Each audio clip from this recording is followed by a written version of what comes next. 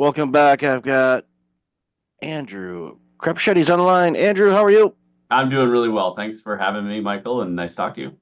Happy New Year and great to talk to you. Really looking forward to this conversation because you're doing some amazing work at Red Balloon, and obviously you've done some great work throughout your career. So why don't you share a little bit about you, and then we'll jump into the conversation.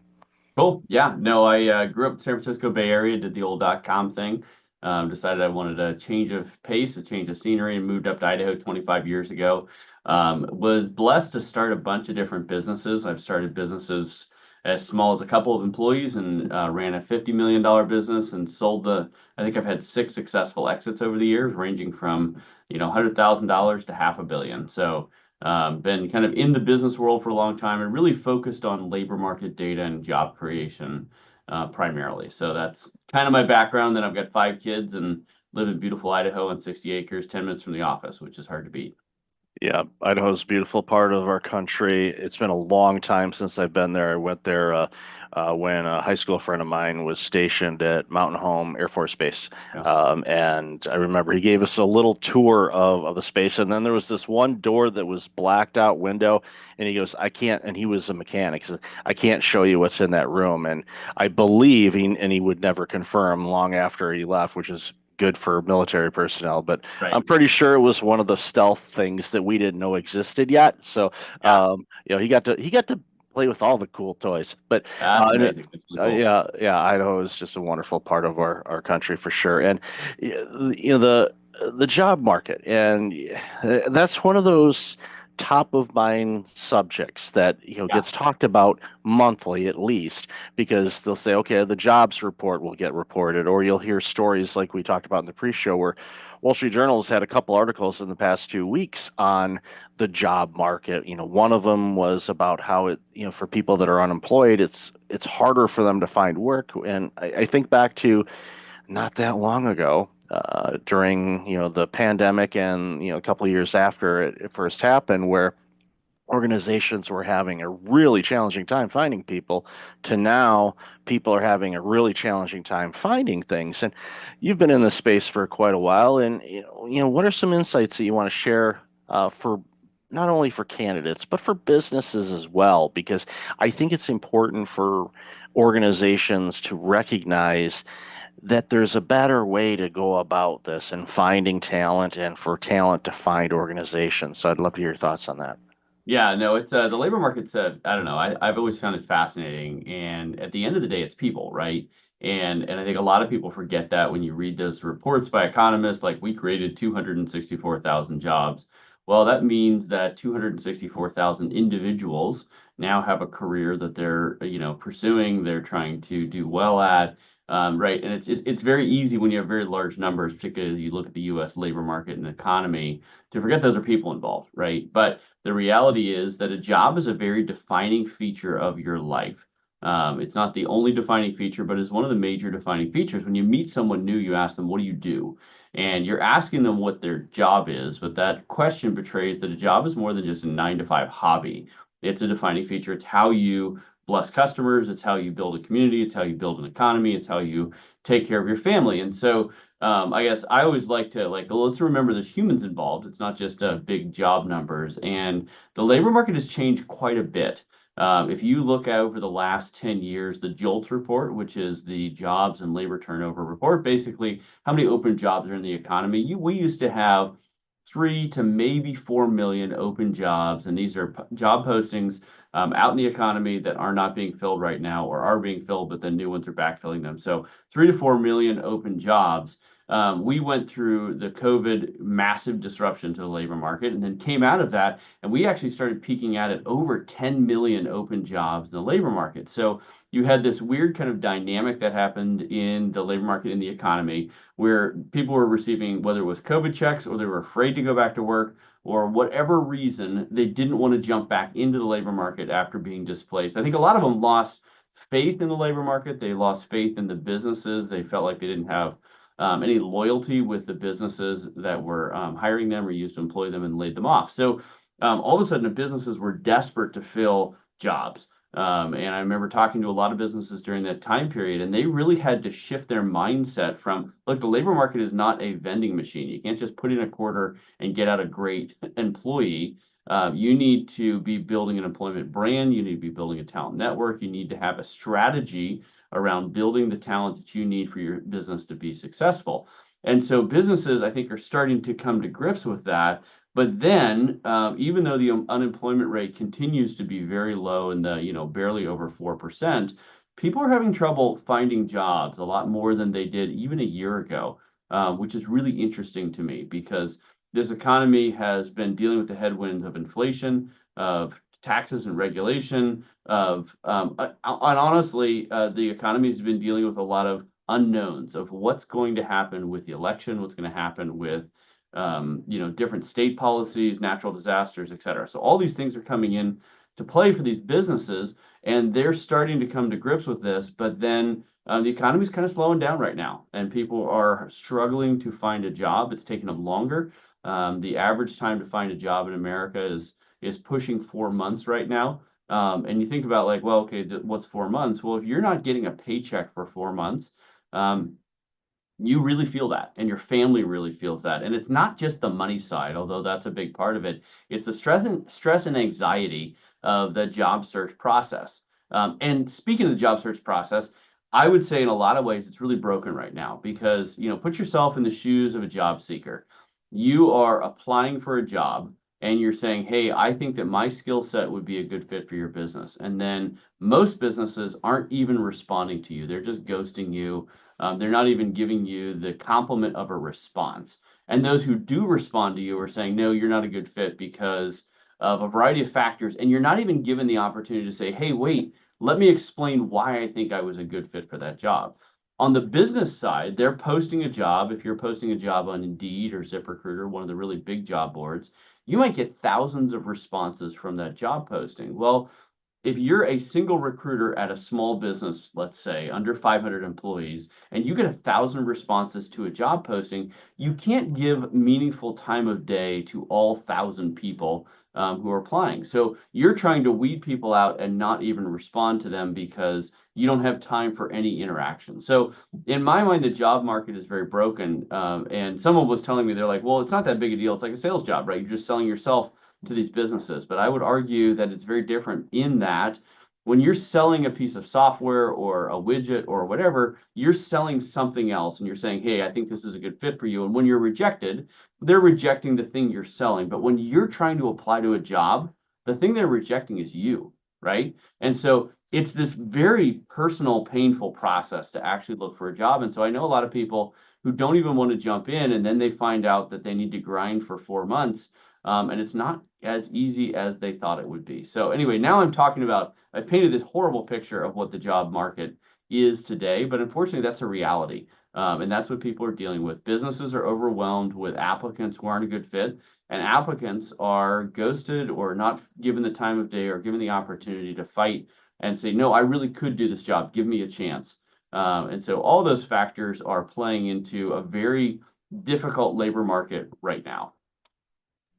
Yeah, and I've seen it, and yeah, we know, split time between San Diego and Toronto, completely different things, and the dynamic of the 51st state, I find quite entertaining, and that's a completely different subject for another day, because Yes, right.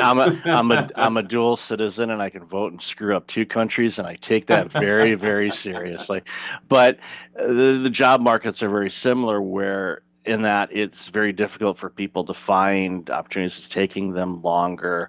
Yeah, There's the fake job posts and all of that, which is right, annoying. It's like, don't, if it doesn't exist, don't play. Come on. It's like you're right. wasting time by doing that.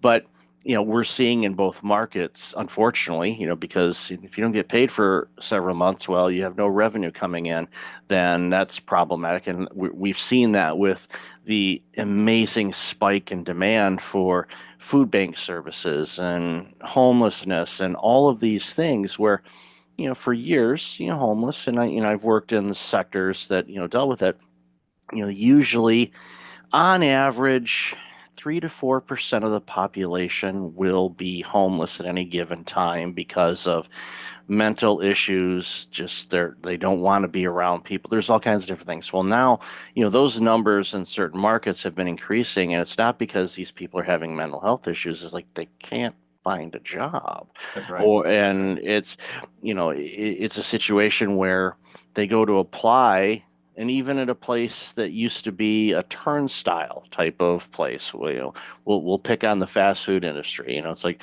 that's just a constant turnstile of teenagers, and that's how the system has been. You could argue that's broken as well, but Right. to the point where someone says, "Okay, I want to apply for that," and they'll look at you and they'll go, "Okay, you're in your mid 30s or early 40s," and they're like, "You're a flight risk. You're only taking this until you go. I don't want to bother with training you." So here's somebody that's willing, able to work, wants to work, and they're not even getting a sniff. And it gets to the point where people are like, you know what? Screw it. I'd rather sleep in a tent and deal with the food bank than have to navigate all that stuff. And what that does to society is it robs society of great people that could do great things for these companies, but they don't want to get into that nonsense of what the job search and job market has been. And I think that's, Right. one of the things that jumps out for me, and this is not a commercial by any stretch, of, the work that you're doing at Red Balloon. I get the emails, I see what the types of posts are and the jobs and all of that. And they're real posts. There's Right. real people behind it. They might be using ATS, but in the conversations that I've had, with other people that I've like, hey, go check them out. Like, yeah, I got a call from a real person, and they looked at it, and it was like, Right. wow, it's like Yes. the olden days when it's like, oh, people working with people. What a weird concept. But because it's frustrating. I've looked for work before, and I've been Yeah. on all sides of the fence. Either hiring people or being somebody looking for work as well, and it's it's a lot like buying a car. Now, some people love buying cars. I despise it. Yeah. Um, Most I, people don't. yeah, it's like no, it's like the haggling and negotiation. Some people are all in on that, and like I'm gonna get my best deal. Where I'm like, just set a price. I'll pick the vehicle that I can afford. I'll buy it. Make the Right. transaction easy. It doesn't have to be complicated. It's like here's the job. Do you have those skill sets? Yes. Okay. Let's talk about personality. Yeah. What's And culture important fit. to you. And, oh, Yeah. Those culture things. is a huge thing. And Yeah. Yeah. For and sure. I've shared this story before. I ran multi-site medical care clinics for several years, and I was looking for a receptionist, and I got 900 resumes, and I'm like, okay, how do I go about this? Well, I took the time to look at them, and it took time, but A I'm like, lot. I am going to look at these, and I got one, and it jumped out all over the others, and the doctors thought I was absolutely bonkers for doing this. But the receptionist that we hired had no medical experience. I turned down other people that had medical experience. She didn't have medical experience. So the doctors are like, "Are you out of your mind? Why are you hiring somebody that doesn't know the industry?" It's like, well, one day somebody hired me as the executive, and I wasn't in healthcare, so Right. work with me on this. The reason why I hired her, one was personality. She was outgoing, could handle everything. Secondly, she had worked in for a cell company's customer service retail. So she's dealing with people that are complaining that their iPhone costs too much or that plan isn't working or my this or that. So she anything that she's dealing with, unless she's trying to sell somebody on it, she's dealing with unhappy customers. I'm like, you're going to be dealing with unhappy, sick patients. They're going to be mean. They're going to say some Right. things that they shouldn't say. Are you okay with that? Yes, I've had this experience with that. So I hired her. So again, doctors were originally mad at her, and she was, and I definitely want to get your thoughts on this. She was commuting a long way to get to our clinic. Mm. She had like almost an hour each way commute, which is a long, for a receptionist role. That's a lot. So she'd been with us for a couple of years. The doctors long forgot about her skills, thought she was an all-star. I was, looking, in the trades and all that kind of stuff, and I saw one of our um, partner clinics, not necessarily a partner, but same kind of group, had an opening for a receptionist role and slash office management type of assistant thing. And that location was 20 minutes from where she lived. So I called the director at that clinic and I said, I got a person. I don't want to lose her, but she lives 20 minutes from you guys, and she's Right. absolutely amazing. Would you be willing to interview her? Yes. Yeah. So she went on the interview. She got offered the job. She was back and forth on. She did not want to leave us, but I said, okay, you're gaining at least 40 minutes a day. So Yep. multiply that. What would you do with that extra time? Um, Sleep in a little bit, get home earlier, do this, that. So long story short, she quit. Doctors are mad at me again how could you get rid of her? So it's gone from why did you hire her to why did you Yeah. let her leave? You gotta trust me, all right? Yeah, exactly. It's like, so I've seen everything. And I said, because I wanted what's best for her as an Right. individual. Right. Long story short, a couple years later, she was promoted to office manager, and now she's assisting running that clinic. So she Yep. went from working for a cell phone company as a customer service person to Yep. running a medical clinic office. Why? Yep. Because I believed that she could do the job. Well, and she Right. had the right character, she had the right work Oh, yeah. ethic, right? All those things, and you were able to see that. Whereas an ATS, I hate to pick on them because Red Balloon has an ATS, and I'll explain that in a minute. But there's yeah, so much can be missed in that process. And I think what you just explained, which I think is brilliant and wonderful, is hiring is a distinctly human thing. And I think anytime you just try and have the algorithms or AI or any of these things take over DQing people who the algorithm thinks are not a good fit, or communicating in a way that's clearly a machine communicating. I just think it's not kind and it's not human. It is a distinctly human thing to hire other people. So, and I guess to your point, I painted a really bleak picture, and I love your story there. But it took a long time, right? If you've got 900 resumes you're going through, then you've got to go and pitch the doctors that no, trust me, this is going to be the right person for our organization.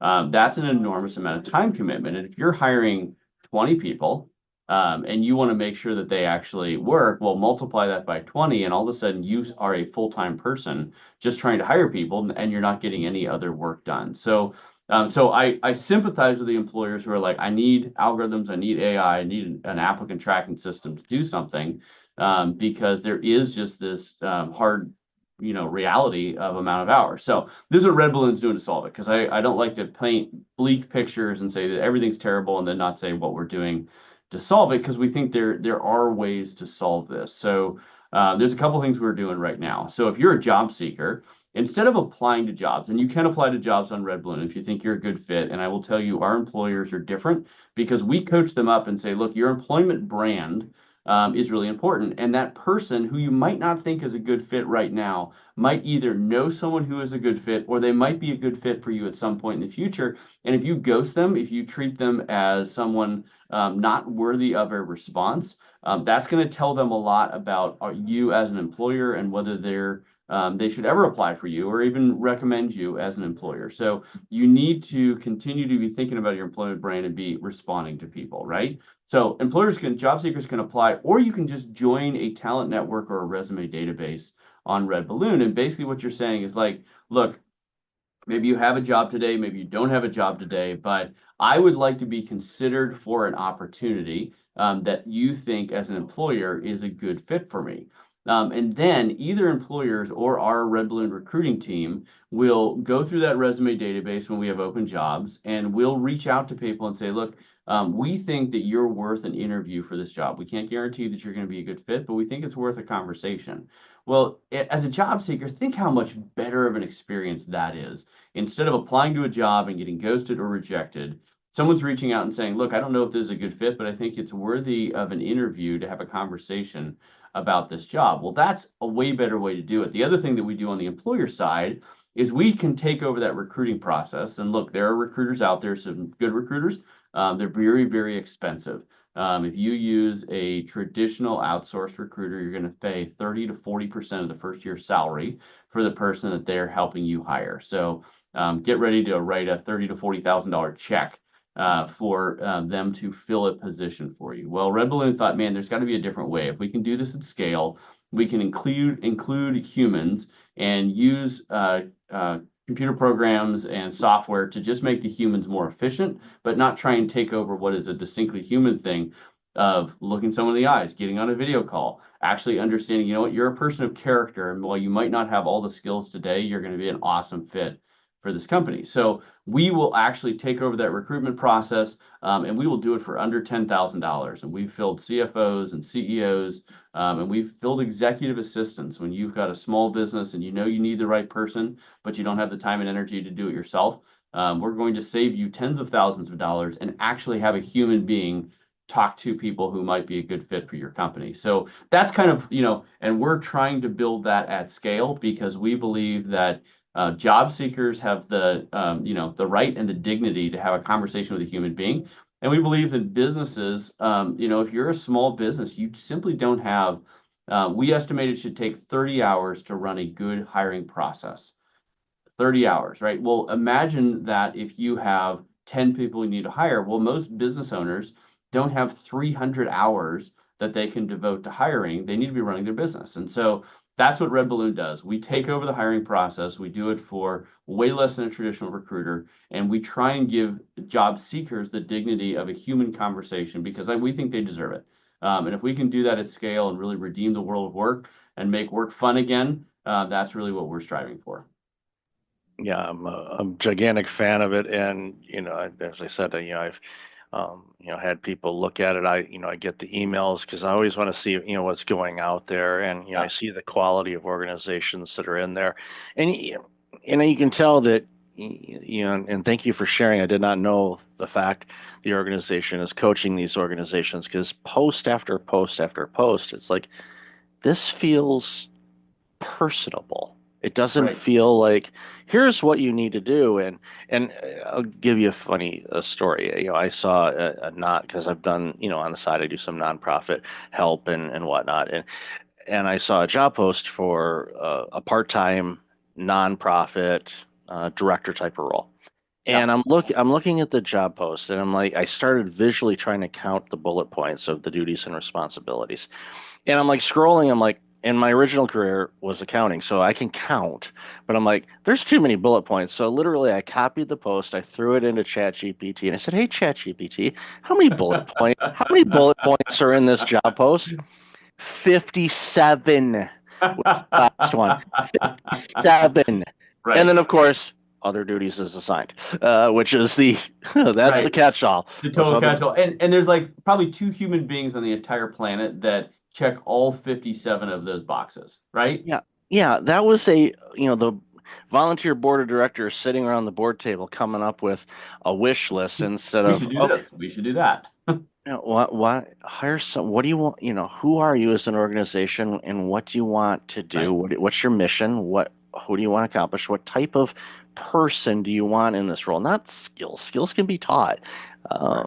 And we've got countless stories about that. But what do you want that person to be like? What do they need to have from a personality standpoint to be able to succeed in this job and deal with you bozo board members?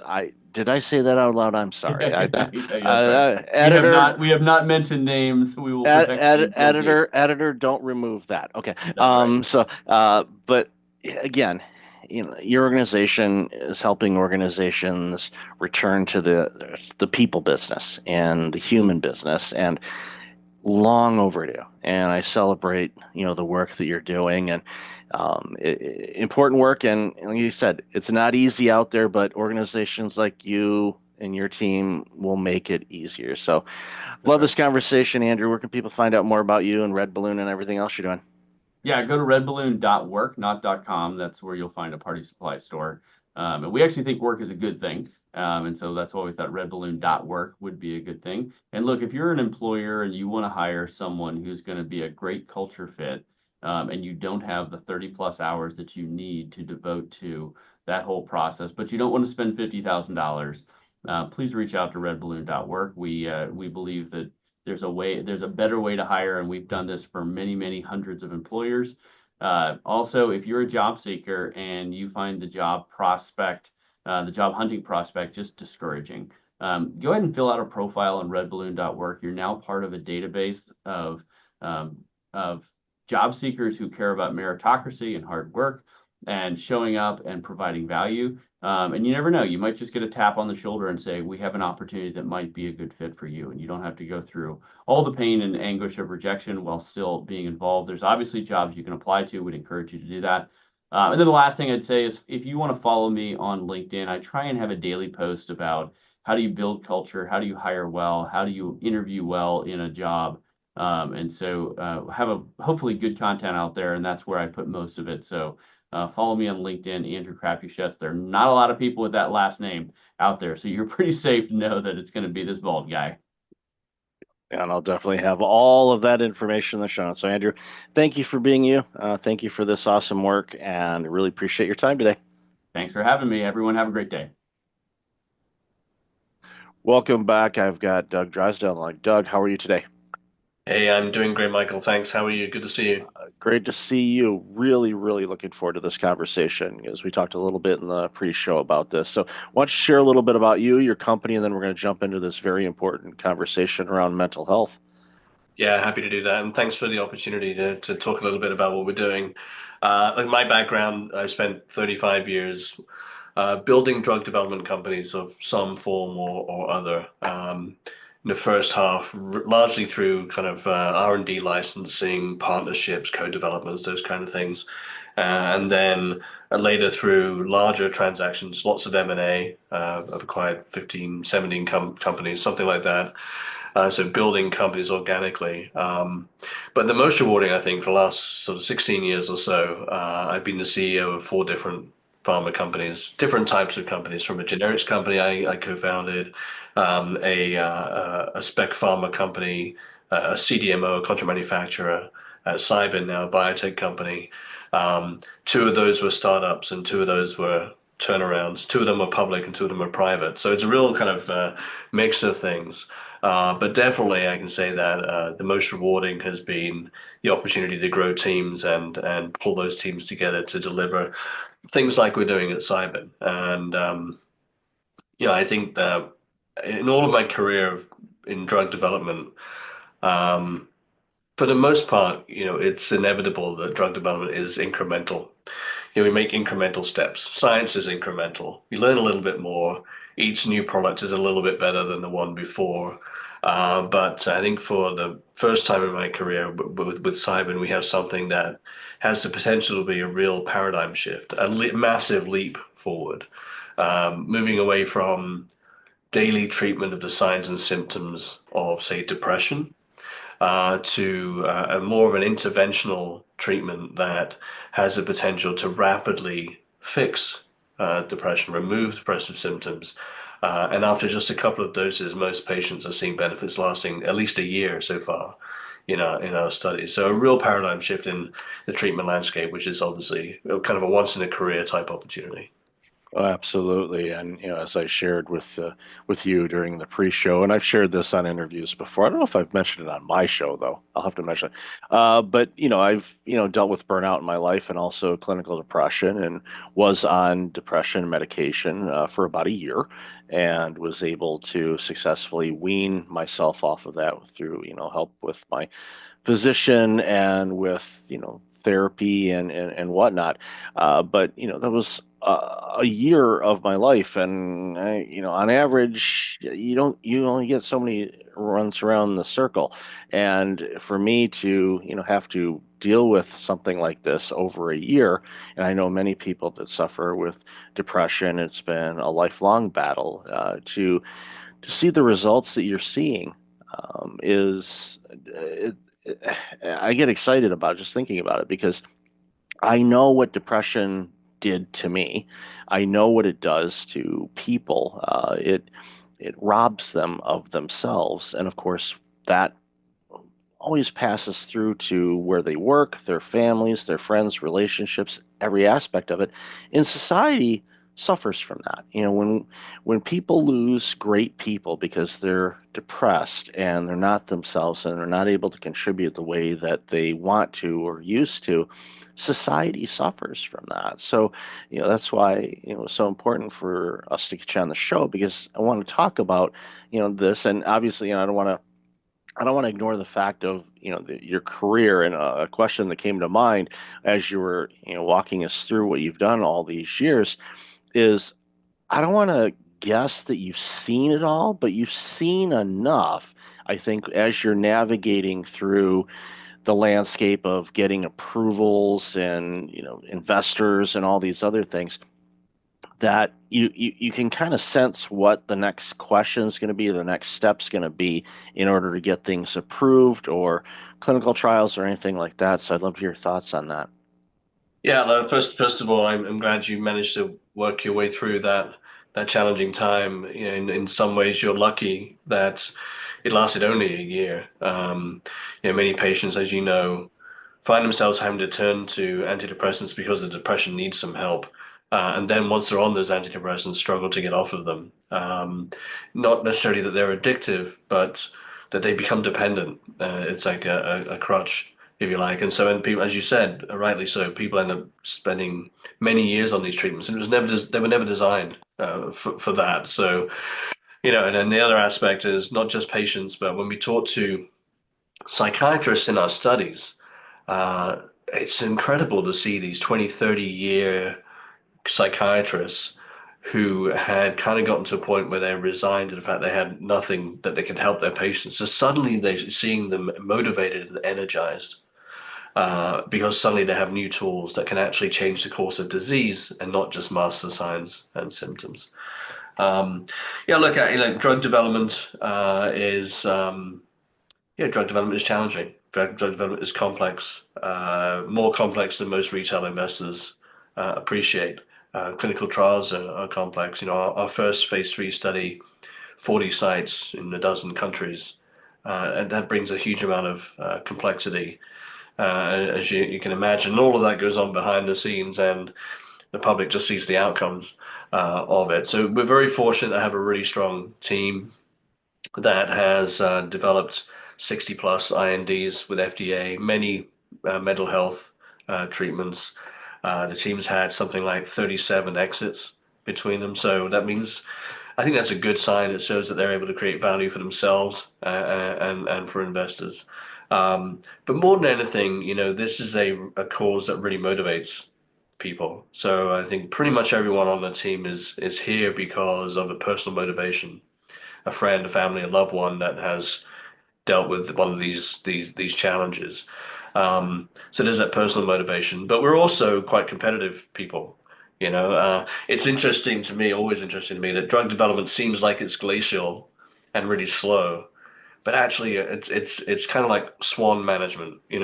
Smooth on the surface and paddling like hell underneath. And we're frantically working around the clock to keep things on track. And it's a very competitive group, kind of like a competitive sports team, each contributing their all and also each supporting each other. So we're very fortunate to have the group, and I think the collective insight helps us anticipate what's coming next. As you rightly say, that's the critical in any kind of business, is anticipating what could happen next on the positive side and the negative, and then planning for the next milestones. How do you move the company forward with each of the next steps? Well, it's important. And as you were talking to, I started thinking about, all of the regulatory things. Of course, you've got the FDA. That's just talking about the U.S. This is a global product, so you've got all the different variances on that. And even in the states, you've got 50 different states, and there's and licensing and testing and all these other things. It's it's a situation. It's like, we're just trying to create a treatment, but you end up spending more time on the administrative side of things. To your point, that the modern investor doesn't necessarily understand that. It's like, you're making this new drug or medicine to solve a problem. Okay, they just have, visions of labs and scientists. Like, no, well, the mountains and mountains of paperwork to submit that have to be reviewed, working with legal and navigating all of that and translation. And it's a big monster. But it's having said that, you're not letting that get in the way. You're like, okay, we know that's part of the game. We have to do that, but it's important for us to do that because, even what you said a moment ago about, psychiatrists who have been, basically there's a crease in their chair that they've been sitting in because they haven't had to move much because there's only so much that they could do.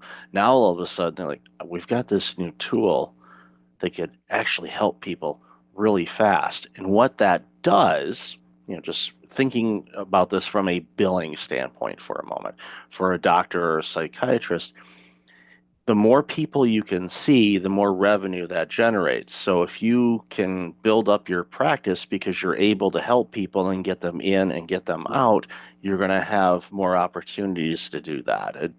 That's just one little side effect of it. I mean, that's not your primary goal for your organization, but that is a one of those positive side effects is Oh we're yeah. helping people. This treatment has the potential not just to help patients, but to help the entire mental health care system. Um, Depressed patients are quite a high touch, 6 or 9 visits a year to their physician. As you'd expect, they're often trying to tweak the dose of the medication, or maybe they're switching to a different one because they can't tolerate the previous one, or they're dealing with side effects like insomnia and they want something for that.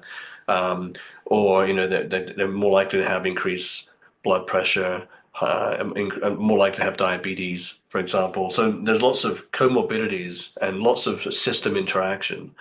Um, the other aspect is that we have a pretty limited number of psychiatrists in the US and in pretty much everywhere, actually. And only about 18% of psychiatrists are available to see new patients because these patients take so much time. Um, and an average wait time for a new visit is something like 40 to 70 days, depending whether you want a virtual visit or an in-person one. So when you think about what we're trying to develop here is an opportunity to dose patients once or twice and then keep them out of the system for at least a year so far, we're seeing in the data. That means no going back for dose adjustments because patients aren't taking any daily meds.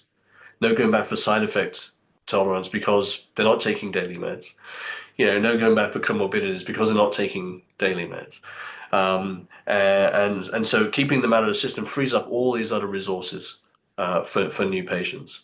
I mean, even in the interventional psychiatry space, where we see treatments like ECT, TMS, esketamine, Spravato, in these interventional psychiatry centers, those are high frequency treatments. Esketamine dosed 26 times a year, so patients are coming in every 2 weeks. That's pretty tough on these centers that have very limited space. So if we can reduce 26 visits to two, these sites can see a lot more patients. We can deal with the problem a lot more efficiently.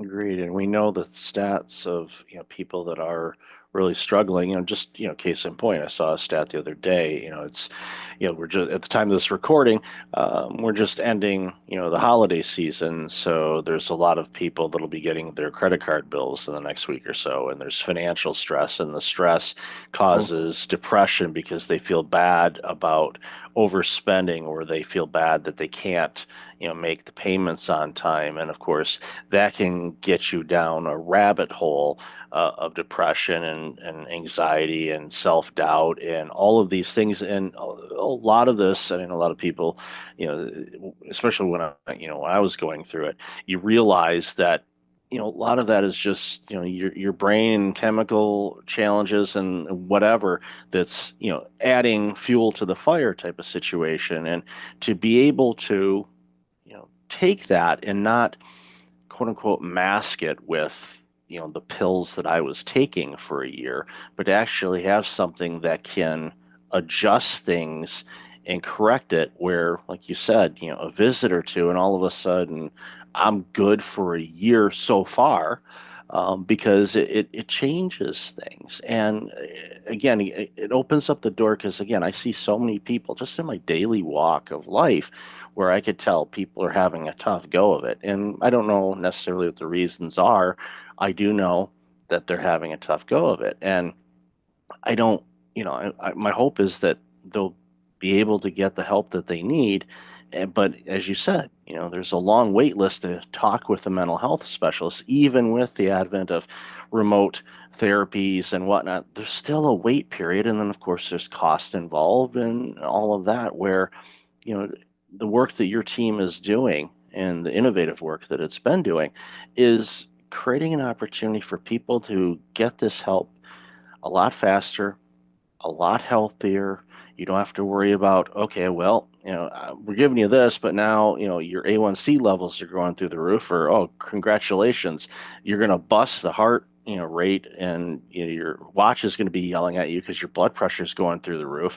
You won't have that. And I used to work in primary care as an executive, so I see the patients coming in, and I know the challenges they're having, and a lot of it is, basically playing whack-a-mole, and that's tough on a doctor because they have to figure out, all right, what are all these different combinations of things, and to be able to use, what your team has come up with. Again, it excites me. I'm thrilled that the work that you've done, and obviously you're leveraging all the experience you've had. But I'm thrilled for this because I know what this means for humanity. If we can get people away from being depressed and help reduce anxiety and other mental health challenges, people will be happier and healthier. And what a world will that be when we can get there? Yeah, no question. And obviously there's a big link between metabolic health and mental health. Um, we know that what people eat affects their mental state. The metabolic health or poor diet leads to reduced mitochondrial function. That leads to reduced mental function because we have 3 times as many mitochondria in our brain than we do in the rest of the cells in our body, and vice versa. When people are depressed, it affects their metabolic health as well for similar kind of connected reasons. So the two are kind of hand in hand. It's hard to fix your metabolic health and all those other things like diabetes, as you mentioned, if the mental health isn't on track, and vice versa. So the problems run deep, and I think, as you said earlier, mental health is kind of like an infectious disease. It doesn't just affect that individual, but the loved ones, the carers, their colleagues, their friends. It's very hard to know how to help someone that is suffering. There's really nothing much that we can do, and certainly the old kind of snap out of it attitude clearly it doesn't work. Um, so we're very excited about the potential for this, and we're well into our phase 3 program now, focused on executing that.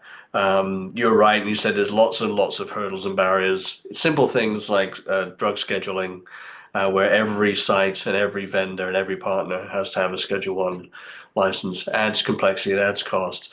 But we have a team of professionals, and we've been dealing with that for the last 4 or 5 years now, and we're just powering on through.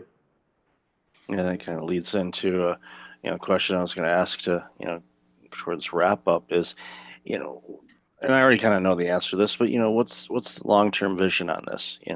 From your standpoint, obviously I think this will spawn additional research in other areas as well. But what's the long-term strategy for the organization to navigate? And again, it helps when you have an all-star team that's done it before. It Yeah. it it, it's not a case where nothing surprises you. It's like, okay, we know how to deal with this, and they do it. And I love seeing organizations that are made up that way because it strengthens the opportunity to quote unquote get things right. So, love to hear your long-term strategy. Look, I mean, we're fortunate in that depression studies can be quite challenging, typically, in that when you're dosing patients every day with a psychiatric condition, and then you're comparing that to a dose of placebo, those placebo patients are getting some kind of positive input, if you like, or, so they're taking this placebo, some reinforcement, if you like, and so the placebo effect can be quite large in these studies, and then you get a failure to separate the active treatment from placebo, typically normally because these treatments have fairly small effects historically. We've got two things working in our favor here. One is we're seeing much, much larger effects, 8 to 10 times larger than with traditional standard of care, and we're not dosing every day in our studies, nor with placebo. So the separation risk is gone. We've seen just tremendous results in phase 2, 70+% remission rate, sorry, at 12 months, 100% response rate at 12 months after 2 doses. So going into phase 3, we've removed a lot of the risk. So now it's all about execution. When we think about the long term, this is just the beginning of a platform. So we know that these treatments very likely will be successful in depression, anxiety disorders, but there's plenty of anecdotal and academic evidence to show that there are many other conditions that these could be helpful for as well. Bipolar disorder, OCD, postpartum depression, cluster headache, migraine, neuropathic pain, substance use, opioid use, alcohol use. I mean, these are conditions that collectively affect in the US alone maybe a couple of 100 million people. So we're not talking about niche applications here. We're talking about mainstream applications on the scale of, the GLP-1s, Wegovy, et cetera. Ultimately, once we look a few years down the road. So our hope is to focus on this phase 3 approval in depression, and then leverage off of that experience and the impact we can have on the depressed patient community, and leverage that to help many more people with a lot of other conditions. And really try to change the mindset to move away from daily chronic dosing of pills every day to something that's more interventional. You mentioned whack-a-mole. I think that's exactly right. It doesn't matter what condition you're treating, if it's depression or a cardiovascular disease or whatever. As soon as patients start getting polypharmacy, multiple pills, then it's about, okay, well, this one's causing this side effect, this one's interacting with this one's causing another side effect, and you're adding in more treatments to deal with the treatments that are trying to attack the underlying condition. So, one major benefit of all this is maybe let's break the cycle of relying on a pill every day. Patients have to come in and do a bit of work and have a couple of visits and take these treatments, but 2 visits could perhaps last patients for an entire year, free from all those medications. So I mean that's the vision, to create a platform, and we're very very excited about the opportunity to help not just depressed patients but all those other groups I mentioned as well.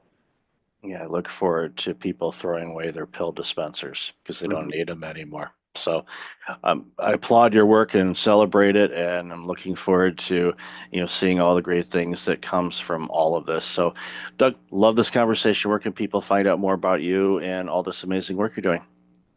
Yeah, look, thanks for having me on, Michael. Enjoyed the conversation. You can always find us at cybin.com. That's cybin.com. And if you happen to be an investor, we're also traded on the New York Stock Exchange at CYBN as the ticker symbol. And I'll definitely have all that information in the show notes. So, Doug, thank you and your entire team for your part in helping people get better. I applaud you and I really appreciate your time today. Great. Thanks, Michael. Welcome back. I've got Rico Nasal on the line. Rico, how are you? I'm good, good. How are you this morning? I am doing really well. Been looking forward to this conversation. We lined this up as we were joking in the pre-show. Feels like 2015, which would be impressive because I didn't start the show till 2017, but here we are. So, for those that don't know you, why don't you share a little bit about you, and then we'll dive into the conversation. Yeah, absolutely. So I'm Rico Nasol. I've been a creative executive for the last 20 years. I spent most of my time at Zappos and Netflix. At Zappos, I was employee number 40, and I had to scale, and I founded the creative and content team there. It was, I guess, a theme in my career because at Netflix, I was there for 9 years, did the same thing. I founded and headed their Netflix creative studio. And so what I do now is I started leaning into the coaching and leadership aspects of that because I had to scale to 200 people, 7 countries. And in doing that, I had to build my own leadership teams. And so I found myself leaning more into building more leaders around me. And so I decided to leave Netflix in 2021 and start my leadership coaching business. So now I focus on training the leaders of tomorrow and building them up and helping them build the confidence, clarity, and culture they need to be successful. I love that you recognize that by building up leaders as part of your team, it probably not that you didn't have enough work to do, but it probably made it just a little bit easier because you've empowered your people to lead and take charge of things, because that's how you can scale organizations to multiple countries and rapid growth. And the fact that you were employee number 40 at Zappos, and we know what that company is, and of course doing the same thing at Netflix, we certainly know who they are. And you'd have to just completely avoid media not to understand what Netflix does. But the fact that you were in both of those organizations in the early days, and obviously watch it grow and expand to, household names and, just gigantic companies making a huge impact on people. It's got to be gratifying for you. And also, just another thing to commend you on too, and I want to hear your thoughts on this is, the fact that you did all these things and then you said, you know what, I can do that at Netflix too, because you picked up tools along the way. So what was that process like as you were building things up and recognizing, okay, I need to make my leaders leaders and, to scale this thing to where we need it to get? Yeah, great question. It I had a lot of mistakes along the way, and that's where I built this course, right? Because there's no perfect way to be a leader, and I would say I'm a product of my environment. I think that's how all of us are. So I was the drum major in my marching band, which like I was the number one band geek. I played a lot of sports, and then I was lucky enough to work with Tony Shea, the late Tony Shea, who really was the embodiment of like empowering others. So it was good because my first experience was in an environment that true autonomy, true empowerment, and in between, I didn't mention the stops in between because that's where I learned what toxic environments were like. So taking the good that I found at Zappos, it took me a while to find Netflix because Zappos was in Las Vegas. I was married. We wanted to live back in California, and I found a few bumpy spots along the way. And so I found micromanagers, I found toxic leaders, and nobody goes out and says like, "Hey, I want to be a toxic leader." I want to create toxic environments. But like I mentioned, people are products of their environment. So if they don't know any better, and a lot of these companies don't have great training programs, what I've seen is a lot of companies will take the best performing IC who's maybe good at the process and promote them as their leader. And it's one thing to manage process, but as we all know, leadership is about leading people. And so if you just were in charge of process, great. But if you need to inspire and motivate people, nobody's training these folks how to do that. So one of the things I had to learn was, one, I can't do my old job and my new job at the same time. So I needed to find people to do the stuff I used to do and then really build succession plans. Train your replacements. If you can train your replacements, that means one, you can move on to do other jobs. You could get promoted yourself. And then two, if you wanted to take a break, because I know you focus a lot on burnout, if you want to take a vacation, who's going to do your job when you're gone for a week, right? If you don't have a good succession plan. So those are probably the biggest things I learned. And if I can leave my job and the business doesn't skip a beat, that means I was successful. It's so important, and so many organizations they don't invest any time in training, and they've made the mistake time and time again. Okay, you are amazing as a product development person. Okay, you're going to lead the department now. Well, I've never led a person in my life. I don't even have kids. So what's this going to be like? And you'll do it because you know the product. Well, you're not, like you said, and I appreciate you said this. You're not leading the product. You're leading people. You're not doing the work anymore. You are leading people that are doing that work.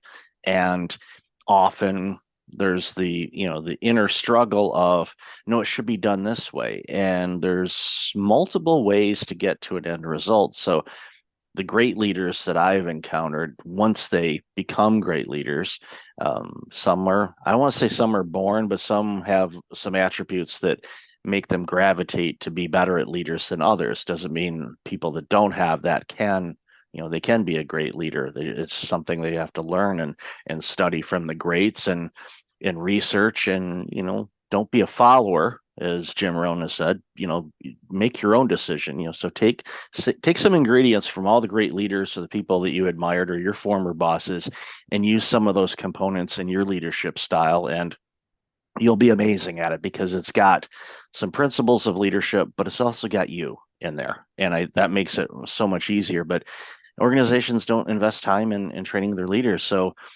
the leaders have to do it themselves, or it's trial by fire, or if they're talking with peers. But a lot of times they're so overwhelmed with all the workload and the struggle of leading and not doing. It's such a difficult challenge for so many people, and that's why we see all the problems we're seeing in workplaces, whether it's micromanagement, stress, burnout, retention issues. All of these things are playing a part, and a big component of it, from my standpoint, is just improper or bad leadership. And it's like you said earlier too, and I want to commend you on this as well.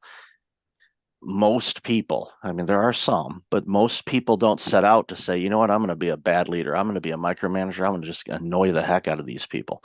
That's not their intent. Many of them are internally drowning. They're fear, they're scared. They're basically putting on a fake face to say, I have to show myself as being a strong leader. It's like, well, you need to be who you are. So you're not fighting this internal battle of trying to pretend to be somebody that you're not. Be you and figure out your leadership style that can help motivate and grow the business. Yeah, I'm so glad you said that because that's one of the things I like to focus on in my coaching practice and in my course is leadership is about authenticity, right? Like you can't be something you're not. And you said something there when leaders are born. I do believe leaders are born. Some people say like leaders aren't born, leaders are made, but I believe leaders are born because we all have innate skills and strengths, and it's about fostering those strengths and bringing those things out, and knowing that they bring value to the organization, the team, and whatever. And the thing that gets a lot of people hung up is we talked about this in the pre-show, whether they have imposter syndrome, they have low self-worth, they don't have confidence in themselves, they don't believe that they have value. And if you start to get into that negative self-talk, that's when you start to make the mistakes as a leader. You start to take on too much. You start to information hoard. You start to do the things that aren't natural, but because we're afraid of failing, we're afraid of making a mistake. We're afraid of the team looking bad. If the team makes a mistake, that means I made a mistake. That means I'm a bad leader. But when you hold on so tightly, that's when we start to fail our teams. It's when you let them tier what you said earlier. You just need to tell them, get from point A to point B. You figure out how you get there. I just want to make sure we get to point B. And when folks have like this fear of failure, they hide behind things like perfectionism.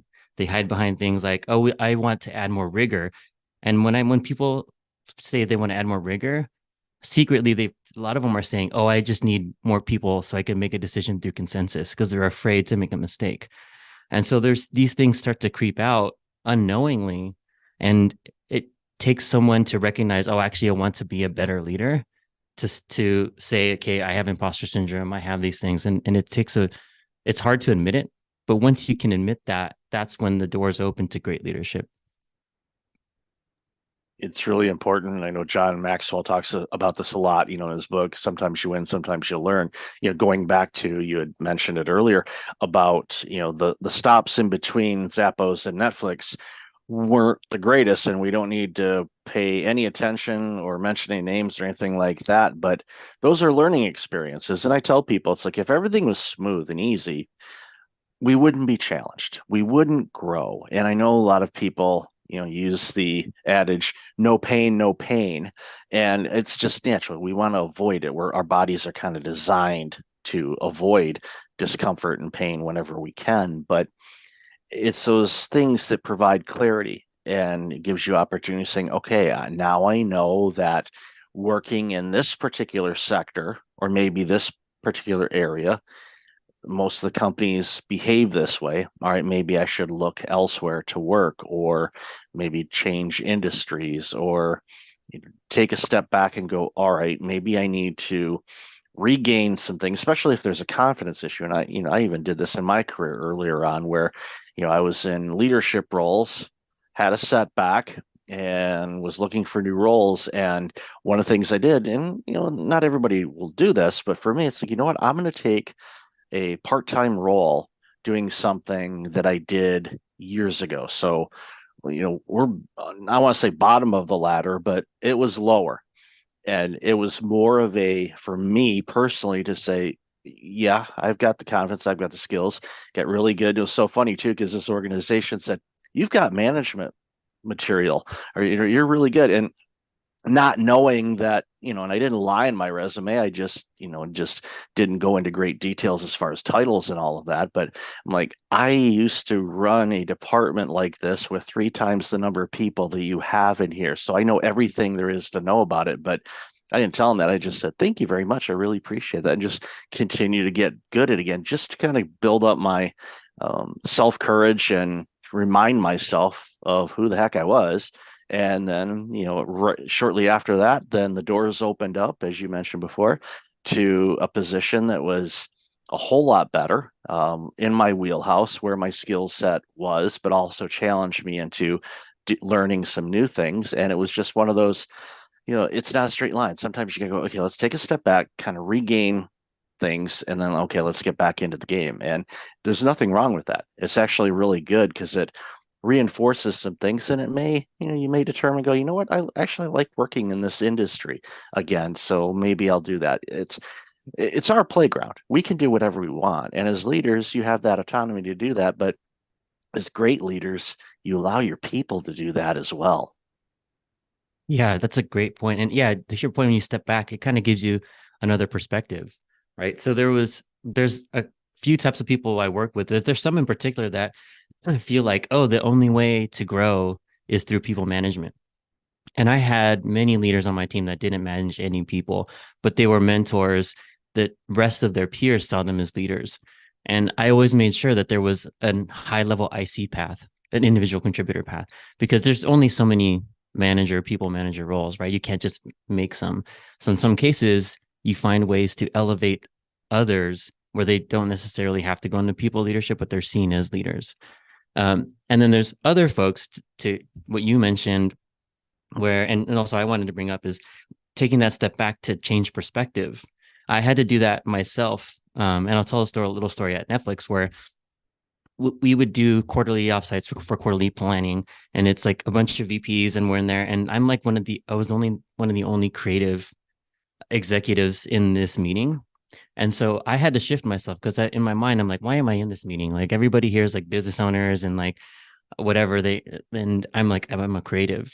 And so during the break, I had to shift myself and say, why am I in this room?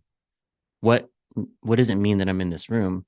And when I answered that, it's like, I'm the only creative in this room. That means if I don't say anything, I'm letting down all the creatives in the organization because my voice is probably the most important because it's the least represented.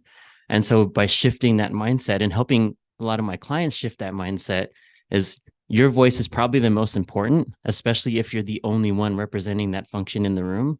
So look at it that way and share your perspective, share your voice, share the things that you're thinking, the questions that you have. And I went from not saying much and being scared to say something not smart to no, my perspective and my opinion's important. I love that you basically reframed the question. Your first instinct was, why am I in here? And you reframed it to is, what's the reason why I'm in here?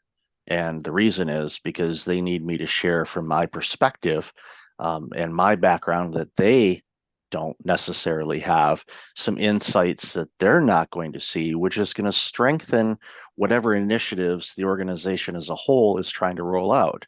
The ideas that you provided literally could have created additional millions, if not billions, in revenue. And if you weren't in that room, that may not have happened.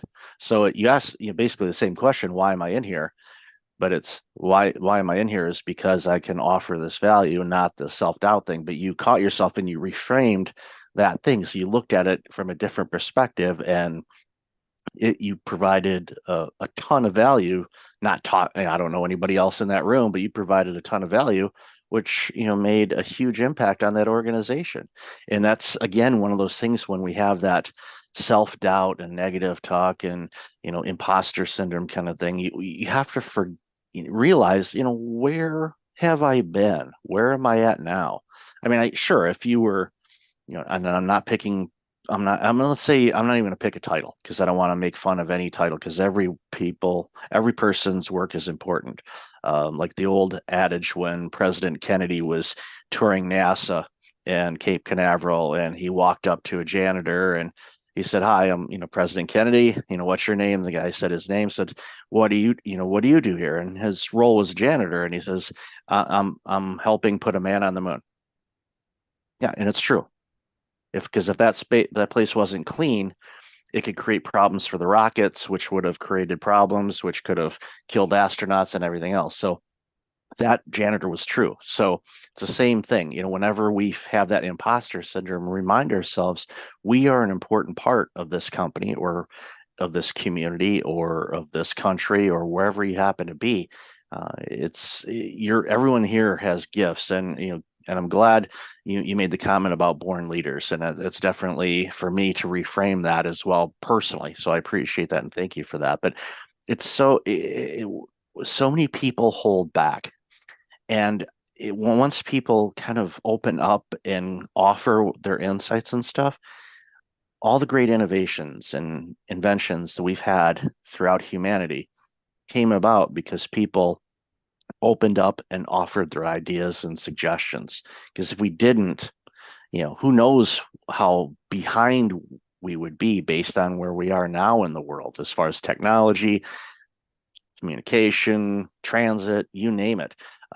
Those all came from ideas that people spoke up and offered something. Because if they didn't, we wouldn't have anything that we have today. Yeah, absolutely. Um, it just reminded me of this story that I have, and it's actually part of the thing I want to offer to your audience. I know we're going to talk about this later, but I have this journal. It's called the Crush Imposter Syndrome Journal that we'll give the URL later. But what it does, it helps you work through those things, because you're right. If people didn't speak up, then one, some things might not have been invented, or some terrible inventions might have been stopped, right? And some of the things that this journal helps you do, it helps you go through what's triggering your feeling, like when you're feeling this imposter syndrome, what is it that you're feeling, and starts to look at hard facts, right? So what evidence do you have? So here's an example, right? So a person might be saying, oh, like my boss hasn't spoken to me in 6 weeks, right? So what somebody could say is like, oh, he must hate me. I'm going to get fired because my boss hasn't spoken to me in 6 weeks.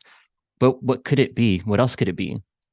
Could it be that your boss is actually really happy with your performance and that he doesn't have to speak to you, right? So like it's all about changing our frame of mind and really understanding what are our triggers and what do we know to be true, right? So if you do speak up in that meeting, what can happen? And the things that I used to be afraid of is speaking up in meetings is like, oh, I'm going to say something dumb.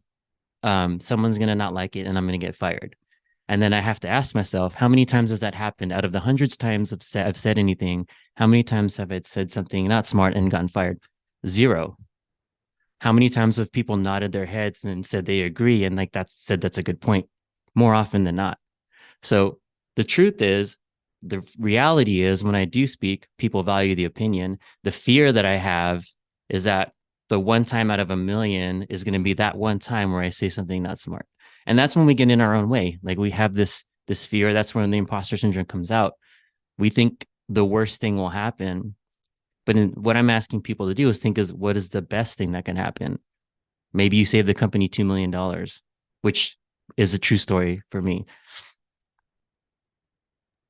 Yeah, it's fun to save money because for all the accountants and bean counters that listen to the show, they get this part because so many businesses, and I've done a ton of work in nonprofits.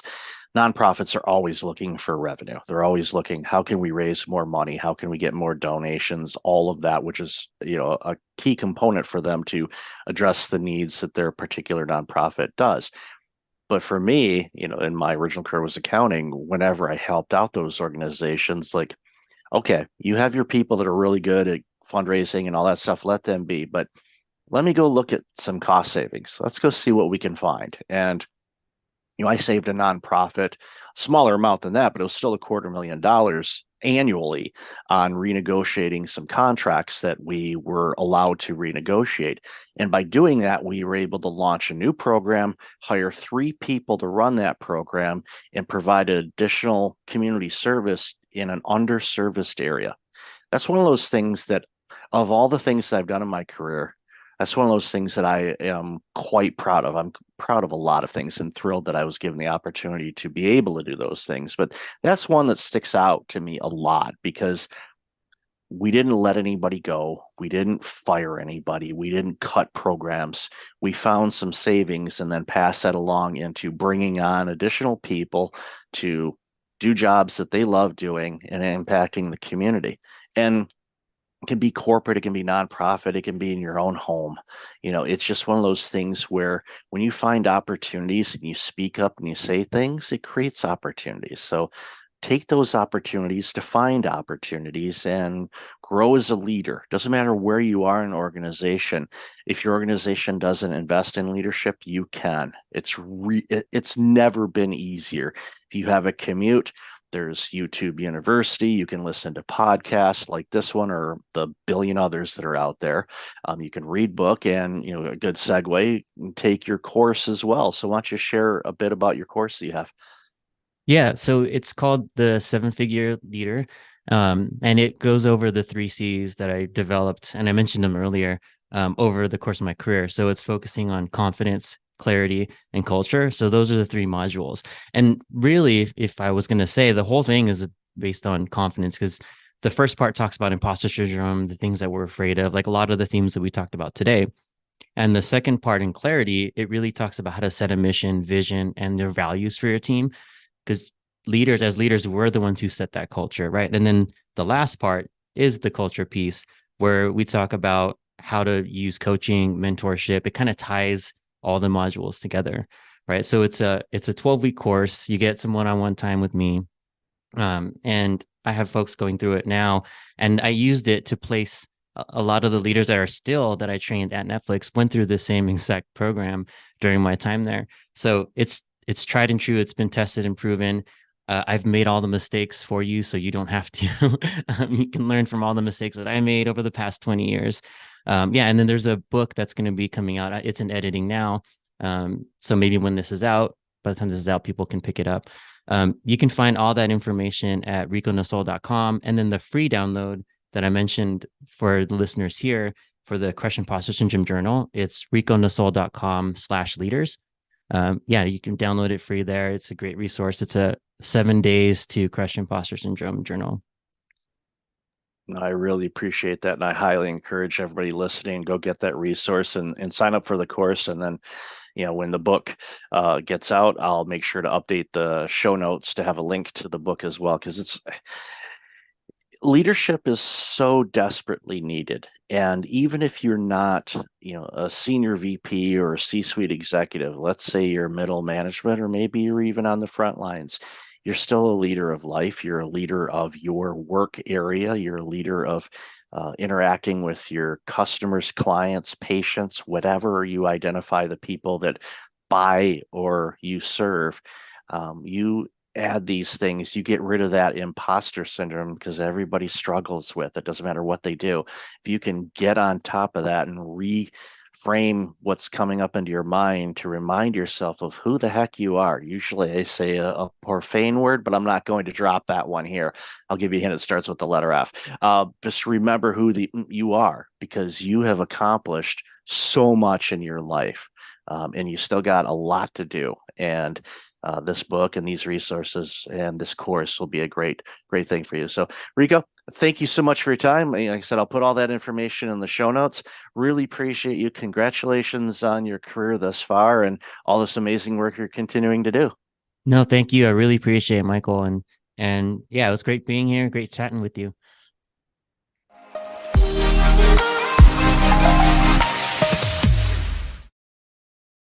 Hey everyone, welcome back to Founder Story.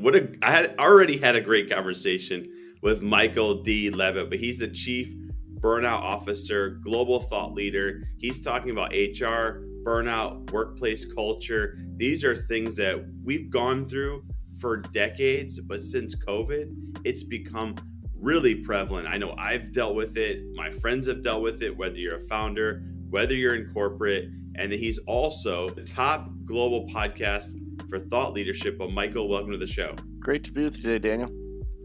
So why did you launch Breakfast Leadership Network? And Why are you so passionate about helping people with burnout? I had my own personal burnout journey back in 2009, where over a period of 369 days, so just over a year, I had a heart attack that should have killed me. And then 17 weeks later, I lost my job during the Great Recession. And then my family car was repossessed. And then finally, my home was foreclosed. All those things happened to me in about a year. And all those things happened to me because I was burned out. I was making mistakes at work. I wasn't taking care of myself physically or mentally or spiritually. Obviously, when you lose your job, it's kind of hard to make the mortgage and car payments. Even today, it's hard to make mortgage and car payments or rent payments, even if you are working and you haven't had a cardiac event. So it's a difficult time for a lot of people. And after recovering from all of that and realizing, okay, I'm very fortunate, I don't want to ever go through that again. After I went through the exercise of understanding what happened to me and getting back on my feet, I started noticing people in my sector, and I used to work in healthcare, were going down the same path I did. And it scared me. And I thought, I can't allow this to happen. So I started talking with people, started writing blog articles about it. And then in a conversation with a trusted colleague, he said, you've got some consulting experience. Why don't you start doing some consulting on this? And I did. And then that led to keynote talking, to launching the podcast in 2017, to writing books about burnout, my own personal burnout journey, and created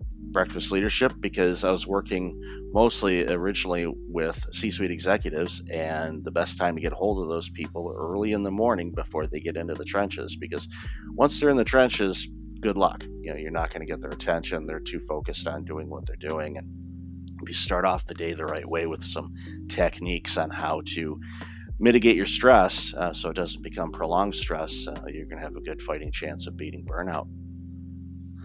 So it sounds like you've been helping people for many years with burnout. So you've seen the changes going from pre-pandemic, during the pandemic to now. What are some of those changes that you've seen? And is it different? Is it different if it's a founder or person working in the company or an executive? There's different variations of how it impacts, but burnout doesn't really care what type of job you're doing. The World Health Organization, who we've heard from over the last few years, prior to the pandemic, actually issued an ICD code, which is a disease code, for workplace burnout. They didn't classify burnout as a disease, but they called it a workplace phenomenon. And their definition basically says it happens when you have prolonged stress and you're overwhelmed with life and you can't keep up with the demands of life. And if you go into a room of 100 people, I'm going to guess 90 to 95% of the people are going to raise their hand saying, yeah, I'm experiencing that, or I've experienced that recently. And prior to the pandemic, because I started the organization before that, there was a lot of people that are burning out, but they weren't talking about it as much. And unfortunately, there's a mental health component to it, and there's still a stigma about mental health. And if you're a C-suite executive, a Fortune 500 or a publicly traded company, and the word gets out that, oh, the CEO of ABC company is burning out, what's going to happen to their stock? So you have to be really quiet on who you're talking with and who you're working with, and they're afraid to share that kind of information with anybody. So it really becomes a problem. Fast forward to the pandemic. Initially, at least during the first couple months of the pandemic, I thought, okay, I think we may have a solution here where people can take a step back and just kind of reevaluate what they do and reprioritize, because we had to. We had to figure out new ways to work remotely if we hadn't done that before. And hopefully that would break down some silos and simplify some things. And I was gravely mistaken on my assessment that I thought burnout might ease up. It was literally, burnout was a fire, and somebody decided to go to the gas station and buy barrels and barrels of fuel and just dump on the flame. And it's been horrific what we've seen over the last few years. Industries, you name it, education, healthcare, legal, grain elevator farmers, orthodontists, dentists, every industry. People are burning out at alarming rates, and it's happening faster.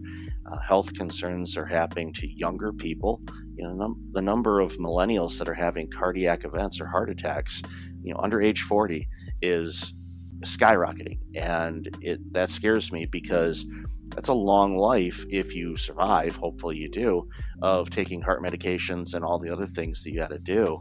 And it's like it's shortening lifespans. It's such a horrible thing. So the pandemic made it worse, and it frustrates me. And what I've been doing with organizations, and why I added the workplace culture and the environment, because it's the environment. If the environment is healthy, there's a fighting chance you're not going to burn out, because the stress will be managed. If you're not managing your stress, either with your teams or yourself as a leader or a founder, you're running the risk of burning out. Yeah, we've had someone on recently and they were talking around like the amount of death increases from stress, and just how stress causes so many issues in our bodies. And it's like with technology, you think would be living longer, we'd be less stressed, but it seems like we're even more stressed now, which is, burnout and all these things. And I remember working in the corporate environment, going through the same thing. When you're trying to move up in the ranks, or when you start a company, you have to work a lot and you have to go through a lot of stressful events, which I think lead to this burnout. So what are you seeing when it comes to people when they start companies? And obviously when you're in that startup mode, you're working a lot, you're working a ton, and that startup mode could lead for, could be a few years. What are you seeing when people start companies when it comes to burnout? Yeah, real quick, the majority of chronic diseases, and I used to work in healthcare, the majority of chronic diseases, stress is a major factor in them happening. Diabetes, hypertension, high blood pressure, all the things that we see with people that have chronic diseases, stress is a common element. And if you don't know how to manage it, it can be problematic. For founders and new business starts and solopreneurs and all of that, there's an underestimate of how many hours you're going to have to put in. And you say, okay, I'm going to be a consultant for attorneys on this. Okay, great. Doing that in the face-to-face and working with legal and talking with them about whatever you're consulting on is great. However, the running of a business, there's so many different things you have to do. You have to look at branding, online marketing, websites, hiring if you have enough revenue coming in to bring in people, outsourcing. Even with the new technologies that we're seeing now with AI, everybody's like, oh, it's going to make it simpler. And to your point, technology, and I think in many ways, has made things more complex instead of making it easier, because one, and especially with AI right now, we're overwhelmed with options and choices. We don't know where to even start. And if you subscribe to 2 or 3 AI newsletters, they're going to throw at you maybe 50 or 100 AI tools. So you're going to get overwhelmed and you're going to stress out just by the choices, the multiple choices. And a lot of entrepreneurs, unfortunately, try to do everything. And if you try to do everything, you're going to do nothing. You're not going to accomplish anything. So understand it is a marathon and not a sprint. I know in many cases when people launch businesses, they're doing it out of financial necessity. Maybe they were laid off, or they're tired of working where they work and they're starting this on the side, basically. And sometimes people are like, I got to get this job going and running fast and making a bunch of money right away. The odds are against you in making a lot of money initially, unless you find something that is spot on what the market needs right now and there's high demand. If you find that, congratulations. That is rare. But you can make money in the long run, but you have to prepare and kind of get set up in a way where you can be successful along the way.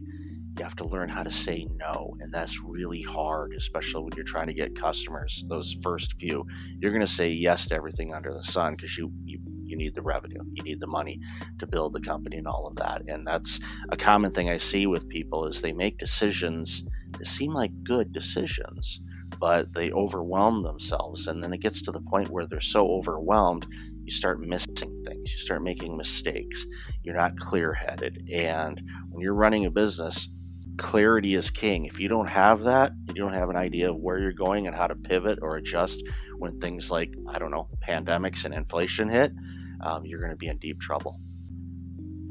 Wow, yeah, it's a lot. It can be, I think it's very overwhelming. Like you had just talked about, just everything is overwhelming. Like you're saying, advancing in technology, and then you have the economy, then you have to make money, and you have to provide for, like, there's so many things that we have to deal with internally, and working on those things can be very challenging. I think most people don't seek help, they just go through it. Right. And as you go through it, it just gets worse and worse, and it builds up. So I'm glad that you were helping people. Love the show that you have. So if people want to get in touch with you, they want to listen to your show, they want to get you for keynote speaking, they want to see about your consulting, how can they do so? Best place is go to breakfastleadership.com, and up at the top there's links to all kinds of different resources. They'll even get an annoying pop-up if they want a copy of my burnout proof book. I'll email it to them, and it's a quick read, and that's intentional. I didn't want to create a Tim Ferriss Tool of Titans mammoth book because that's only consumable in chunks. I wanted people to get through the book quickly so they can quickly make adjustments so they no longer burn out, because burnout robs society of everything. It robs people, it robs families, it robs businesses, it robs all of us of great products and services. So I'm doing my part to eradicate burnout and love all the help that I can get. Well, thank you, Michael. I can tell you're all about impact, and you want to impact millions of people. I can tell, and they need it. So I hope that they go and they check it out. And thank you for being here today on Founder's Story. Appreciate it. Thank you.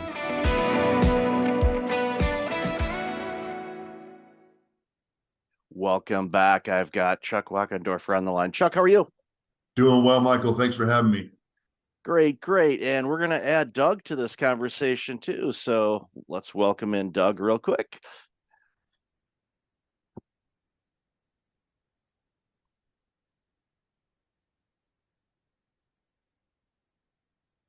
Hello, Doug. Welcome to the show.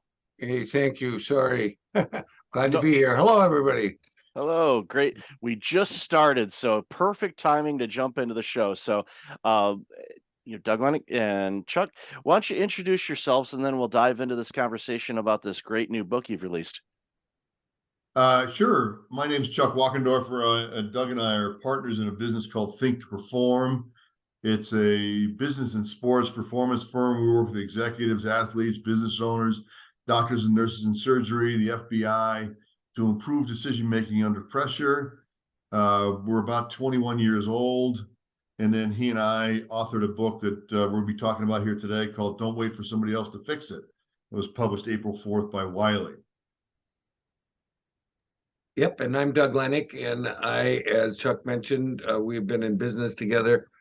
We started Think to Perform as a 21-year-old company, and prior to us joining this company, forming this company, both of us had careers in the financial services industry. So we have executive life in financial services for what that's worth.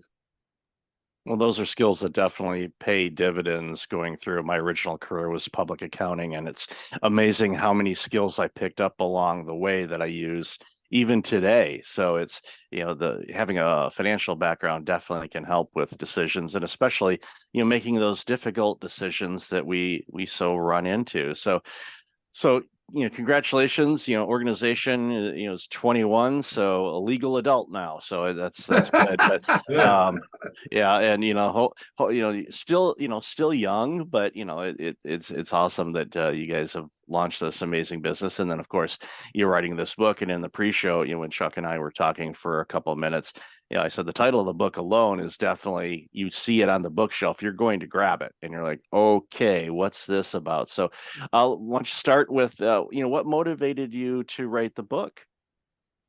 We feel well, first of all, we work our clients we work with our clients to develop their leadership effectiveness.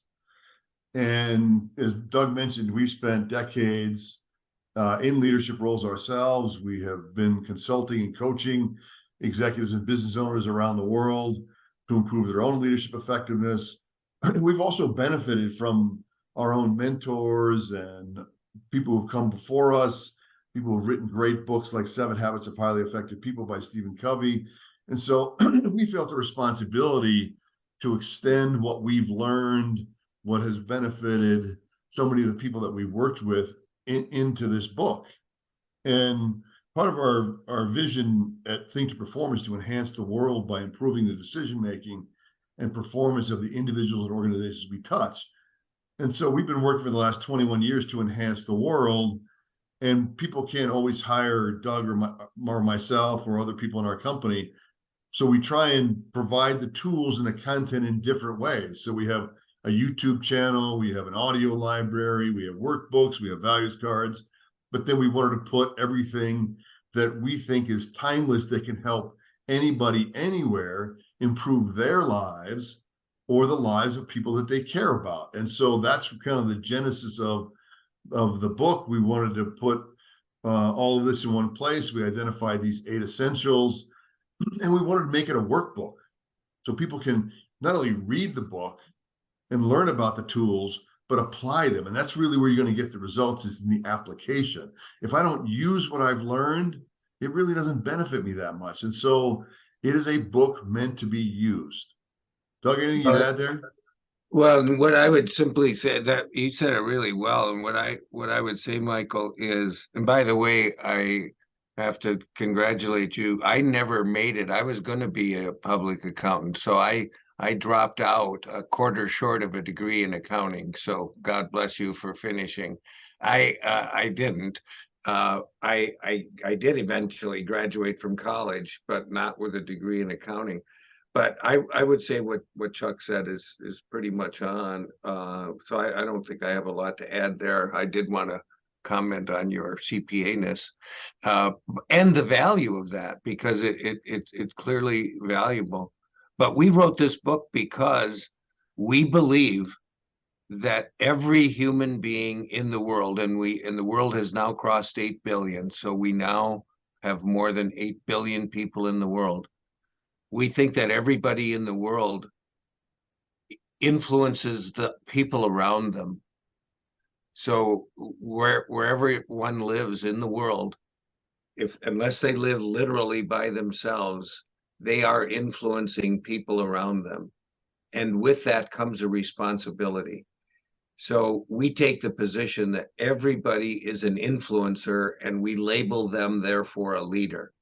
Leadership is that which one does to influence the behavior of others. All of us are leaders, and we're challenging ourselves as authors and our readers to not wait for someone else to do something about all the stuff that we can look around and see could use some fixing. So, and we're in a point finger world today, and we're saying it's time for reasonable people to say, hey, I'm not going to wait for somebody else to fix it. I'm going to step up and I'm going to fix it. I'm going to make a difference myself. And that's why the book is meant to be a workbook. Anybody should be able to open literally any page of the book. You can go to any page and find something. I just opened it up accidentally, came to page 117, and it says, decision making is a full-time job. If anybody just opened it up and just decided, I'm just going to read about decision making, it's a full-time job, that will be valuable. If they go into the chapter on igniting integrity and responsibility, simple little things like standing up for what's right, basic tools that people can actually use to make a difference in their lives and in the lives of the people they influence, literally immediately. And so that's what we're hoping to accomplish. I love how you say everyone is a leader. It reminds me when I was working in healthcare, I was running healthcare clinics, and one day, one of the receptionists that I had hired, and I've shared the story about her skill set and when I hired her, because she didn't have any medical experience, but she had customer service experience working for a cell phone company in retail. So I thought, well, you are used to taking abuse, so welcome to healthcare, and you'll get the abuse from the patients and the doctors and everywhere around. So you'll be tough on that. You'll learn the dialogue and the acronyms in healthcare and all of that, but I knew you'd be fine. And one day I heard her say to somebody, I'm just the receptionist, and I pulled her aside quietly. I said, okay, one, you need to remove the just the. You are the quarterback of how this clinic runs. Yes, I'm the executive, fine, but you control the flow of how things are done, from scheduling patients, from coordinating referrals, from making sure that you can advise the patients that, you know, there's a little bit of a wait. That's why they call it the waiting room, by the way. You're gonna wait, appropriately named room for sure. But you navigate and control the rudder on this ship. Yeah, I'm directing, but my hands aren't on the rudder. My team is. And I said, so don't undersell yourself on this. You are critically important to this organization. And she just got big-eyed and, you know, it was all gleaming and stuff because it was a different perspective for her.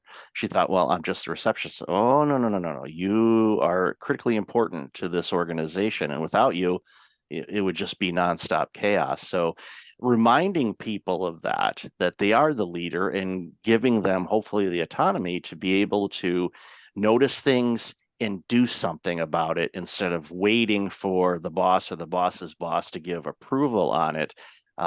It's easier to ask. I heard this a quote from somebody in the Ontario government in Canada, because I used to do work with them as well. And you know, one of the phrases in when they're working with, you know, healthcare and all that kind of stuff, was that it's easier to ask for forgiveness than permission. And I kind of said that to them. I said, I'd much rather you try something and maybe be wrong than to just stay frozen and not try to fix anything at all. So, you know, I love that you guys talk about that. And that's, you know, kind of the basis of the book. So when compiling this book, and obviously it takes a lot of time, but you obviously utilized all your experiences that you've gained throughout your career and poured it into this workbook. And I like how you frame that too, is a workbook, because I'm with you. You know, I pick up a book and I'm reading it and all of that. If it's a physical book, then yeah, I'm either taking notes, or if it's a book that I'm going to keep and not, you know, resell to somebody or loan to somebody, you know, I don't try to highlight it. But if it's a book I know, it's like I'm keeping this book forever, then yeah, it's going to be dog-eared. There's going to be little notes on it and all that kind of stuff. But if it's a digital book, it's the same thing. You can highlight it. But what's important is, okay, you read this thing. What are you going to apply from it? Well, Otherwise, if you don't, then you might as well just stick to fiction, because you're not going to apply anything other than be entertained. So I'd love to hear your thoughts on that. And that's the point that Doug was making earlier, is you don't have to use all these 8 essentials to see an impact in your life. But if you use something from the book, anything in the book, it will begin to make an impact in your life. And we have this leadership logic chain, which is, if I want to be more effective with other people, it begins with me doing a better job of managing myself. And by the way, managing my own behavior is the only person's behavior I can control is my own. Managing my own behavior involves me making better decisions. And we make about 35,000 decisions a day. Most of them we don't think about. So how I take my coffee in the morning, brushing our teeth, getting dressed, those are all decisions we make every single day that we don't give much thought about. And I don't have to make all 35,000 better, but if I made 1 or 2 better choices a day, you're talking about 4, 5, 600 better decisions a year. And that impact will take your life or your business, your family, your community in a very different direction. Making better decisions is grounded in self-awareness. So it's me paying attention to myself, my behavior. What am I thinking? What am I feeling? What am I doing? Has a big impact on how I influence other people. So it's almost counterintuitive that for me to build a better relationship with you, the person I have to pay the most attention to is me. And the thing about self-awareness is none of us is 100% self-aware 100% of the time. And so we talk about in the book how to improve self-awareness. So knowing my real self involves me paying attention to myself more often. And we talk about an exercise called the freeze. The freeze is, what am I thinking? How am I feeling? What am I doing? And sometimes what I notice is I'm not paying attention. I'm watching TV or I'm reading a book and I read 10 pages. I have no idea what I read. That's me not paying attention to myself. Well, if I notice I'm not paying attention, Then the last question is, could I be doing something different? Should I go put the book down and do something else, or should I pay attention to what I'm reading? But that requires the self-awareness to make that decision. Yeah, and so the bottoms up, if you take that logic chain, we go bottoms up, it's self-awareness first. And, which is problematic because it's, we jokingly say, but it's funny because it's true. People who lack self-awareness, of course, don't know, because if they knew, then they would be self-aware. So it's very problematic. And so most people overestimate their level of self-awareness. And Chuck said it really well. We read a book, we read a number of pages, and then we go, oh, what did I read? We didn't realize we were reading to ourselves and not paying attention. And so this freeze game is designed to help people make paying attention to themselves a habit. And anybody, by the way, we give freeze reminders. Thousands of them go out every day. They're free. They're just little notes that we go out, a little deal, ping somebody on their email or their text, and it asks them the question: what are you thinking? How are you feeling? What are you doing? Don't judge yourself, just learn to pay attention. What will happen is the process of paying attention to yourself will result in you improving on those 35,000 decisions you make every day. You'll start making a couple of them better.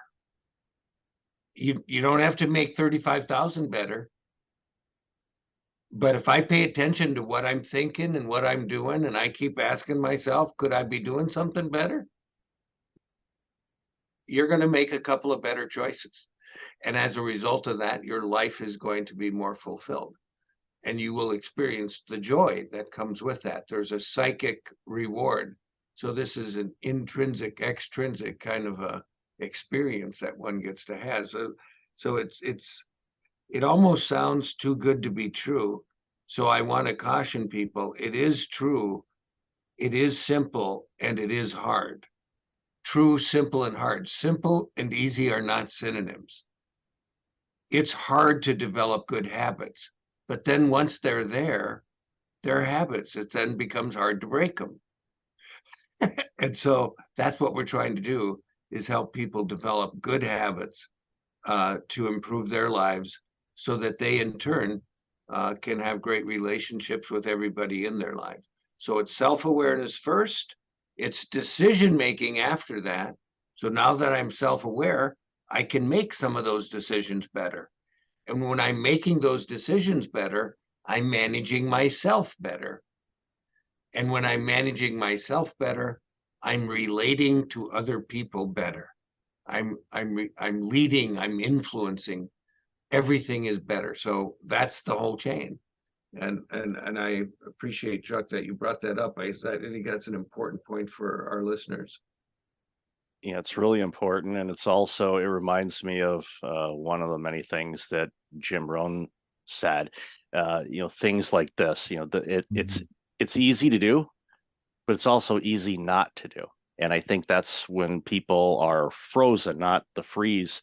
And I love that you send out those reminders to people. It's kind of like okay, touch point. Where are you? What's going on? How you feeling? What's your energy level like? What are you doing? What are you focusing on? And I too, I'll be in a book and I'll read 2 or 3 pages and I'm like, okay, what did I just read? And it's like, well, I saw letters and they were connected to each other, but I don't remember anything. Or if I realize if I'm looking at it and all of a sudden it looks like the letters are doing a little bit of a mamba, it's like, okay, it's time to put the book down, because I'm obviously at this particular moment in time not going to retain a thing. So put it down. Go look out at the sky. Don't look at the sun. Hopefully you've been taught that, but if not, don't look at the sun, but at least look in the sky, look at the top of the trees, wherever you happen to be. Even if you're inside, you can't look outside. Focus on something just to kind of get present.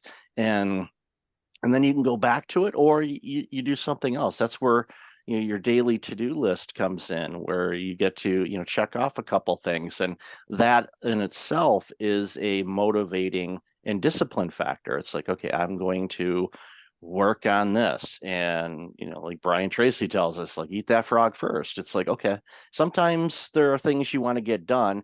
And I don't want to say 100% of the time, but it's a high percentage for me. If there's something on my to-do list and I'm like, I don't want to do that, I'll wake up the next day and say, I'm doing that. And I get it done. And of course, I get it done quicker than I thought it would take because I focused and disciplined myself to get it done. And all of a sudden, you're like, you feel this resilience and energy boost of, wow, that was good. I feel good about that. Okay, what's next? And you want to take on the world. And, it's again, just keeping things in check. But once you start improving your self-awareness, and I love how you guys have said this, a couple better decisions a day. That's, over 700 Mm-hmm. best or better Yeah, decisions. right. Anybody does that, anybody, their life will be improved, guaranteed, if you make better decisions, because that, again, that creates opportunity, clarity. I'm a huge fan of clarity because when you have clarity and you can see things, you're going to make better decisions. And from there, it's just going to improve where you work, your life, relationships, everything. Absolutely. Yeah, we were talking about this earlier, Doug and I, in an earlier session today. My life today is a product of the decisions I made yesterday. If I want my life to be different tomorrow, it begins with me making better choices today. And we have what's called a 3-bucket theory. Everything in life falls into one of 3 buckets. Bucket number 1 is what I can control. And there's only one thing in that bucket, and that's my behavior. It's my decision making. Bucket number 2 is what I can influence. And there's only 2 things in that bucket: other people and my health. And bucket number 3 is everything else, all the stuff I have no control over: the weather, traffic, the economy, stock market. Successful people focus on bucket number 1, what they can control, which is their behavior. The more we focus on bucket number 1, the more our influence grows in bucket number 2. And so we're talking about with decision making is a bucket 1 activity. And if I want my life to be different, I can't wait for somebody else to fix it. It's up to me. Like, I got to take some personal responsibility. I have to be honest with myself. One of the 8 essentials we talk about is the connection between integrity and responsibility. Integrity is telling the truth and standing up for what's right. And then responsibility is admitting my mistakes and failures. But integrity and responsibility begin at home. I got to be honest with myself and take responsibility for my own choices and where my life is today. Sometimes that's painful. Sometimes there's parts of my life I don't want to take responsibility for and are harder for me to be honest with. But if I want it to get better, it begins there. Go ahead, Doug. I'm sorry. Oh, no, I was just going to say, you mentioned the buckets and it just reminded me this. I have a picture of this. This is a little girl's version of this. Her dad taught her the 3-bucket theory, and then she came up with this vision of it, and they actually had another artist actually do it. But bucket: in my influence, in my control, no control or influence. And she said, why would you spend any time on that at all? And so here's this little girl, she's like 6 years old. She said, why would you not just disconnect the cord? So if you look at the picture, it's the cord to the no control nor influence is totally disconnected. So here's this little 6-year-old said, why would we spend any time there, Daddy? That's beautiful. That's why a lot of times when I have, because I work with people on burnout and workplace culture and retention and things like that. And one of the exercises that I have them do, especially when they're doing self-reflection or they're looking within, I tell them, don't judge yourself. Don't beat yourself up. The world does a good enough job for you on that. But approach things with a childlike curiosity. And like, why? Why do we do that? Why is that important? And I love that because bucket 3 is one of those things where if you focus on bucket 1 and you really get fine-tuned in that, bucket 2 is going to improve. The items in bucket 2 are going to improve based on your efforts in bucket 1. Don't even bother with bucket 3. You can't control those things. Michael Hyatt had a quote years and years ago, and I think it was during the Great Recession. And he said, I'm going to make my own economy. I'm not going to worry about the recession. I'm not going to worry about that. I'm not ignoring it, but I'm not going to pay any energy towards that. I'm going to focus on what I can do myself to improve my own personal economy, which then helps my family, helps my community, helps society by me being the best version of me. And if we all did that, can you imagine what this world would look like? It would be so dramatically better for everybody involved. You just expressed very well why we wrote the book. We're imagining the world could be better. We want to help. And it's so great to be involved with somebody like yourself who obviously wants to do the same thing. So hadn't met you before, but we certainly are in lockstep and agreement on this. This has been great. Thank you for having us. Well, and to the example that you mentioned, Michael, is imagine if everybody worked on improving their own economy. I mean, just think about that. What that impact would be on the world. It'd be unbelievable. And I think that's really what we're trying to, point people's attention to, is focus on what you can control. And these 8 essentials are things that you can control, and they will have a big impact on your life and those that you care about. Well, and one of the things you were talking about, Michael, as you were talking about being curious, in our the chapter on letting go of what you know, it's all about curiosity. See, what happens is a lot of times as we get older, we tend to lock in on what it is we just don't want to know anymore. We just want to say I'm done learning. I got it. I just want everybody to agree with me. Let's stop, but the reality is if we can maintain that childlike curiosity, because what we will discover, the more we learn, the more we will know we don't know. And so we got to let go of what we know so that we have the opportunity to learn what could help us go to the next level. Human nature is such that we are relentless in our effort to progress. The human nature is such that we will always see problem and opportunity in our circumstance. So we cannot stop, luckily, the advancement of humanity. But each of us can contribute to a healthy advancement. And today we need that, especially today, as artificial intelligence rises in its applications. It's real important that human intelligence kind of lead the way.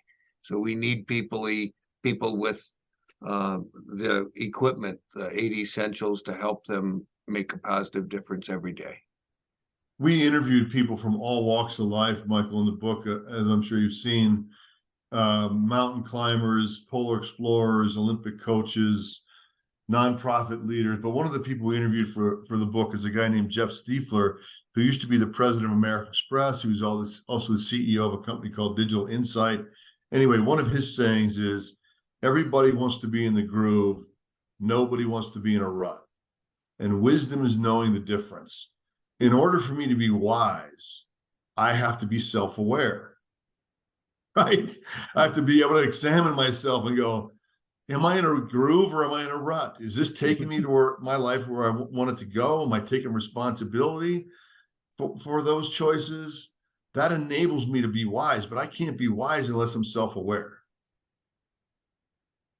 It's so important. And I love that quote. It's definitely something that I will, add to my repertoire as well. And in closing, before, I have share where people can find you in the book, when we were talking about artificial intelligence, for some reason, this quote came in mind, and this is an old quote. It's from John Dvorak. He's, a tech writer. I'm assuming he's still writing, because I don't usually read the tech magazines as much as I did when I was younger, but he had a quote when AI was first starting to be bounced around, even, a couple decades ago. He says, yeah, this AI stuff is great, but I'm still holding out for artificial common sense. But we're still waiting, John. We're still waiting.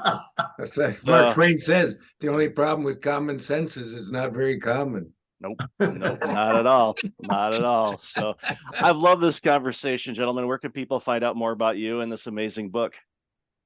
The book itself, you can get anywhere, Barnes and Noble, Amazon.com, Porchlight Books. It's available. Our website is perform, all one word, thinktoperform.com. You can buy it there. You can also go to the website and do our values exercise for free. Get a virtual card deck. You can follow Doug and I on LinkedIn, on X. What else am I missing, Doug? Yeah, you caught X. I was like, wow, I'm still tweeting, and you're actually you're cutting edge. The other thing is Doug's going to be giving a speech in Barcelona for the consortium on research for emotional consortium for research on emotional intelligence in organizations, on the impact of moral intelligence and emotional intelligence as it compares to AI. You mentioned AI, Michael. And then I've got a TED Talk coming up October 7th in Montreal. So you'll be able to catch some of that, either one of those places, if you don't buy the book. That's awesome. Yeah. And I'll definitely have all that in the show notes. So really appreciate both of you. Thank you again so much for your time today. Really appreciate this amazing work, and keep at it. The world needs you too. So thank you so much for your time today. Really appreciate it. Thank you, pleasure, Michael. Thanks for having us. Welcome back. I've got Erica Ziegelman on the line. Erica, how have you been? Hi, I've been all right. I'm so glad to be here. Thanks for having me, Mike. Been looking forward to this conversation for quite a bit. So, we interacted on a, I forget what platform it was, but Club. Oh, that's right, Lunch Club. That's right, and realized, both have San Diego ties and all of that, but we're not originally from that area. So, why don't you share a little bit about you, and then we'll dive into the conversation. Yeah. So my name is Erica Ziegelman. I'm an integrative leadership coach and a former media executive, worked in advertising for agencies, startups, tech companies for about 15 years before having my own journey with burnout there and back a couple of times, and then decided to educate myself and acquired a new toolkit of skills. And now I support leaders who are in corporate so that they can tend to themselves and be more conscious leaders and avoid burnout. So we clearly had a lot to geek out on together. Oh, absolutely. And one of the things that always comes to mind too, when I think about people that are working in the corporate space that are dealing with burnout and all of that, there's many of us that have left corporate, quote unquote, and went on our own or doing something else, maybe a nonprofit or who knows. But the key thing to remember is we can't have everybody leave corporate because of burnout, because then there won't be any corporate. Exactly. So we have to approach this from a different vantage point, with the goal, of course, is to make those important people in every layer of the corporate entities healthy and productive, and actually reaping the benefits of their work and enjoying what they do again. And there's a lot of people that do, and it's not we don't want to paint this picture where 100% of people are burned out. We're not there yet, and I certainly hope we never do get there. But depending on the industry and depending on the role, the numbers are higher than other areas, and it's alarming, because you know what burnout tastes like. I know what it tastes like. It's not fun. I don't like seeing people go through it. I don't want them to go through it. I know you don't either. So it's that's why it's so important for the work that we're doing, is to show people there's a way out of this, and you can still stay in the type of role that you're in right now. Maybe not at that company, maybe you will stay at that company, hard to say, but at least you got to have the tools and figure out why you're burning out, what you're doing, what are the external factors that are contributing to it, and sort through it that way, and ultimately hopefully end up being wiser and healthier and just a better employee and a better person after doing all the work. Yeah, couldn't agree more. And I think with my personal experience and my journey, I had to go through my own personal healing and like really acknowledging what was happening. It took someone else to tell me like these feelings that you're having and this pure fatigue and exhaustion, all these things are symptoms of burnout. And I didn't even realize. So it was like my own aha moment and then my own journey. And then at this time, I was still in corporate, managing client services function at a very large tech company. And I realized I had an opportunity from within to shift how I was showing up and to give permission and model for my team, you know, how to work and take care of myself in a different way that was more sustainable. And I started to notice the ripple effect of that.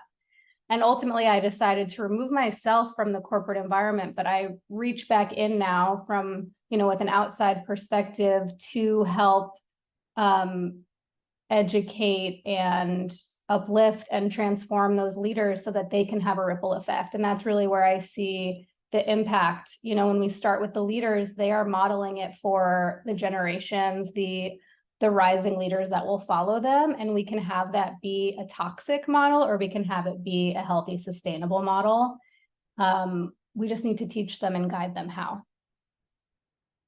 And that's the key thing, is just teaching them, because the way that they learned was probably a combination of the leaders or executives that they've worked with in the past, and they Exactly. kind of borrowed some habits, some good, some maybe not so good, and that's just how they do it, and they can't approach things in a different way. And having somebody like yourself that has obviously the corporate background, you know, they'll listen to you because you've been in the trenches. You know what it's like, and you can say, yeah, there's this and this, so here's a different way to approach it. And if you do this, then you will get better performance out of yourself, and you'll get better performance out of your team because they're mimicking you. And you know, that's the thing that a lot of executives don't really notice, is that their team is behaving the way that their executive is. So if they're working 18-hour days, sending emails, you know, 11 p.m. on a Saturday night and doing all this work, your employees are thinking, well, that's what's expected of me. And and many executives would say, if you ask them, do you expect your employees to work at Saturday night, 11 o'clock on a non-urgent matter? And they'd say, no. So, well, you're sending them emails, and Right. Yeah. they think that you need to respond that. Now, you know, they're out, you know, they might be at the club or out to dinner or a concert or something like that. And all of a sudden they get this Slack message of, need to update this presentation. And all of a sudden that's the only thing that's on that employee's mind right now. It could be completely removed from wherever they're at. And it's like I always tell people, it's like, as hard as it is, like just put your phone on do not disturb, or I know it does have an off button. I found that on my iBinky not too long ago. I'm like, this thing turns off? Wow, I didn't know that. I knew it'd die if it ran out of battery, but you could actually choose to shut this thing off. Wow. That must have been a new feature. I don't remember that before, but I'm kidding. But most people won't. Exactly. And the percentage of time, I mean, depends on the industry and the field that you're in. If you're in healthcare, this might be very different than you work in media, but it's very rarely a true emergency, right? A true business emergency that needs to be attended to in that minute. But like you said, it hijacks your attention. So even if there's nothing you can do about it, or it's not necessary for you to take an action, you're now taken out of the present moment and having a parallel experience to what you're actually doing, and which also means that we don't have that time to recover. So I think staying in that constant state of vigilance and like always waiting for that next Slack to come in or email to come in, or, you know, urgent request from your boss or your client, like keeps us in this elevated, activated state with adrenaline and cortisol constantly running. And then when you have time off, you can't really unplug. We're like addicted to that. So I know I'm preaching to the choir, but you know, that's what happens. And if leaders aren't aware that they're contributing to that, you know, that's a huge opportunity to inform them and to shift these behaviors from the top down. Yeah, I'll give you an example of that.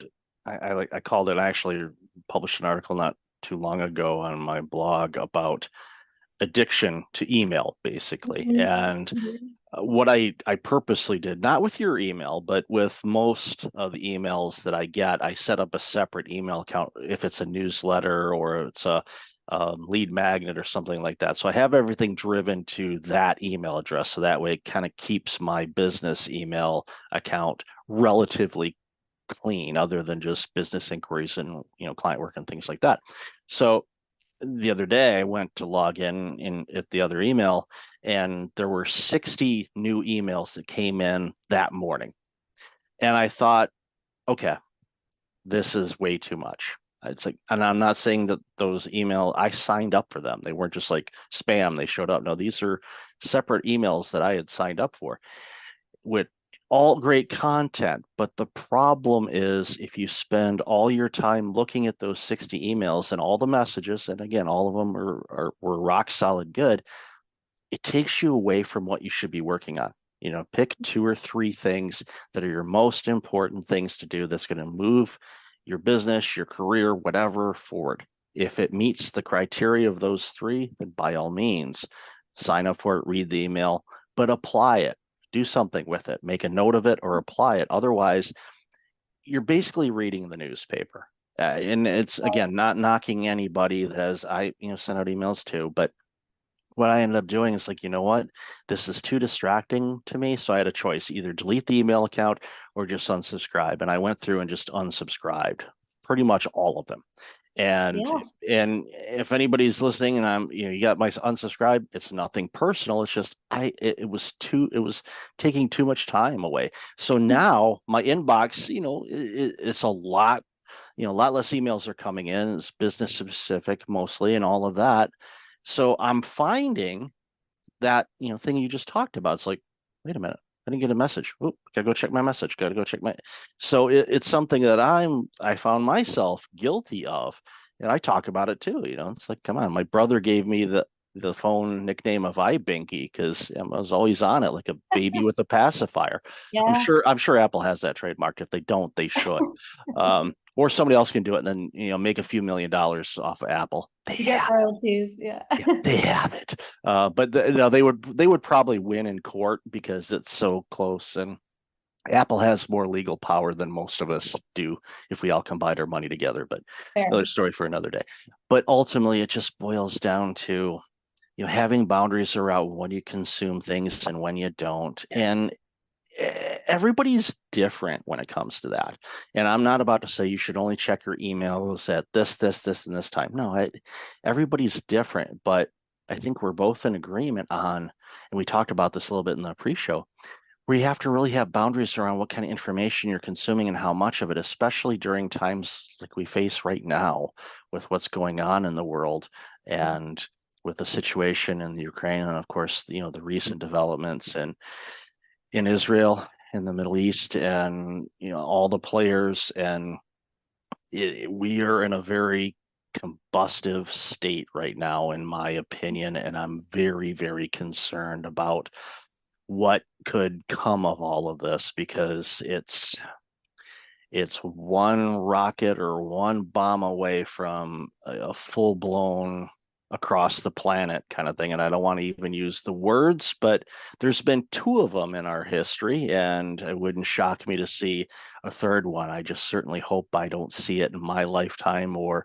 for generations or quite frankly ever. But it's a very frightening situation that we're facing in a lot of pockets of this world. And we talked about it again in the pre-show on how heavy it is for us and for people around the globe. And and even all sides of it. I'm not going to isolate one group versus another. It's heavy for everybody, and I really just it's hard on us, and it's hard on everybody. And I really wish it wasn't that way, because it doesn't need to be that way, but it is. And I'd love to hear your thoughts on that.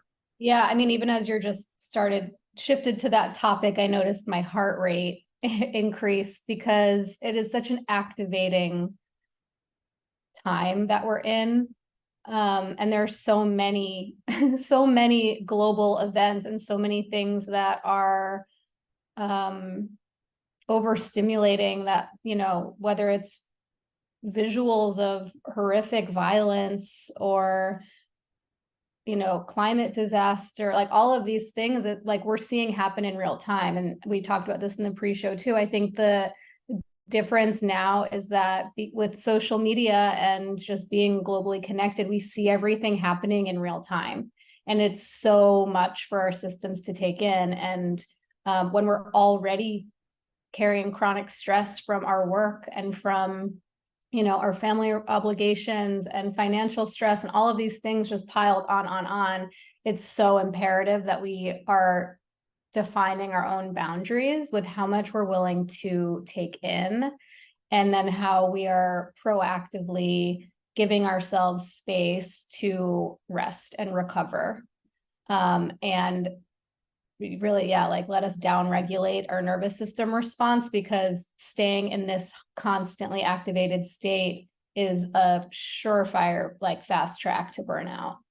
And so I'm, noticing for myself what those boundaries need to be. And I was talking about just taking social media off my phone, because the thing with social media is I might go because I want to like soothe myself with like a kitten video, but you don't get to choose what you're served. So you might see something that you do not want to see, and you're kind of bombarded by that image. And before you even have a chance to scroll past it, like it's too late. You've already seen it and you can't unsee it. So yeah, I think this is a really important time for us to be turning inward and regulating, for ourselves, but also co-regulating with the people around us, with our animals, with pets. That's another great way to calm the nervous system, but just like finding those tools and practices that help us stay grounded when we're constantly being reactivated. Yeah, and you make a great point, compared to, previous times of war and strife where, the information would come to us through news channels, cable news or broadcast news and whatnot. And you, of course, working in the media, you're well aware of this. There's a review of what we can put on the air and what we can't. And sometimes they'll say, there's a warning, this is pretty graphic, but there's certain things that they will not put on. The thing with TikTok or Instagram or any other service where you can actually go live and show exactly what's going on in the world, not just from your balcony in Tel Aviv and seeing things, bombs and all of that, but even the people that are taking hostages and some of the things that we've been, I thankfully have somehow avoided seeing most of that, because I just, but you hit it right on the head. You launch Instagram, you want to see some cat videos or the memes of the cat driving, leaving work. One of my favorites was, can't find a parking spot at work, I'm going home, they have enough people. I just found that so hysterically funny, and just this white cat driving a car. Yeah. It's comical, and Yeah. we need that type of silly humor in these really heavy times. But Yeah. unfortunately, you launch it, it's kind of like a social media roulette. You're like, what am I going to get here? And it could be something, again, depending on who you follow, and it gets to the point where it's like, okay, do I unfollow everything? But you have to understand, the algorithms on these things, they will feed you content that you may have liked or looked at before. So even though you may not be following, let's say, a news agency, it's like, you've liked something from a similar organization before. Would you like to see this? And you're like, no, I don't want to see that right now. And Right. there's a lot of work that needs to be done around that from the social media standpoint.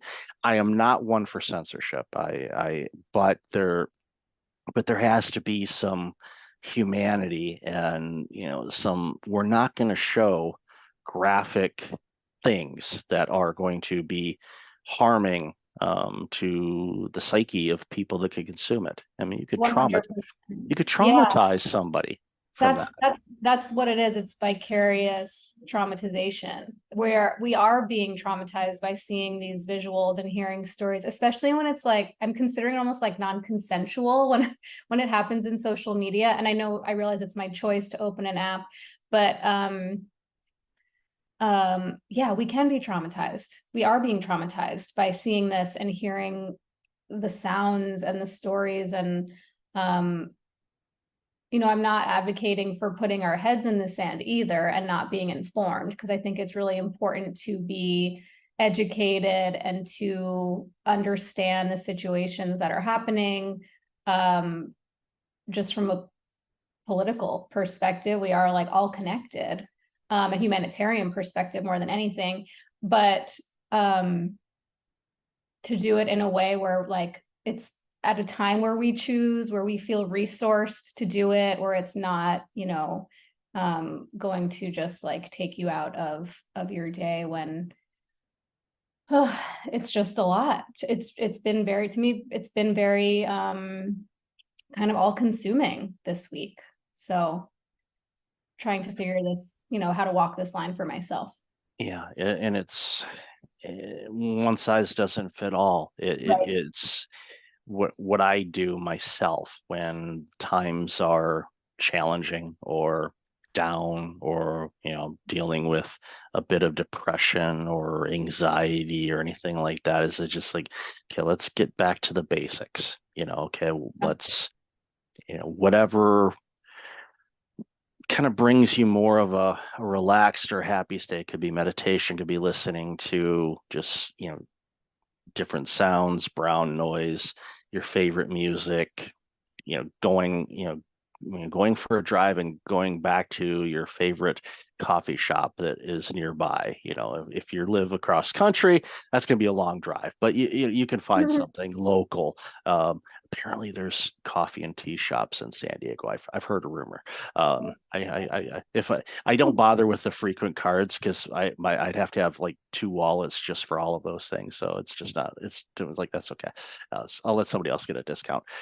But whatever you do, and this goes obviously for you and everybody listening and watching, is just, figure out what those things are in life that you love doing, that kind of brings you into a singular space where you're not thinking about work. You're not thinking about what's going on, overseas or in your own backyard or whatever.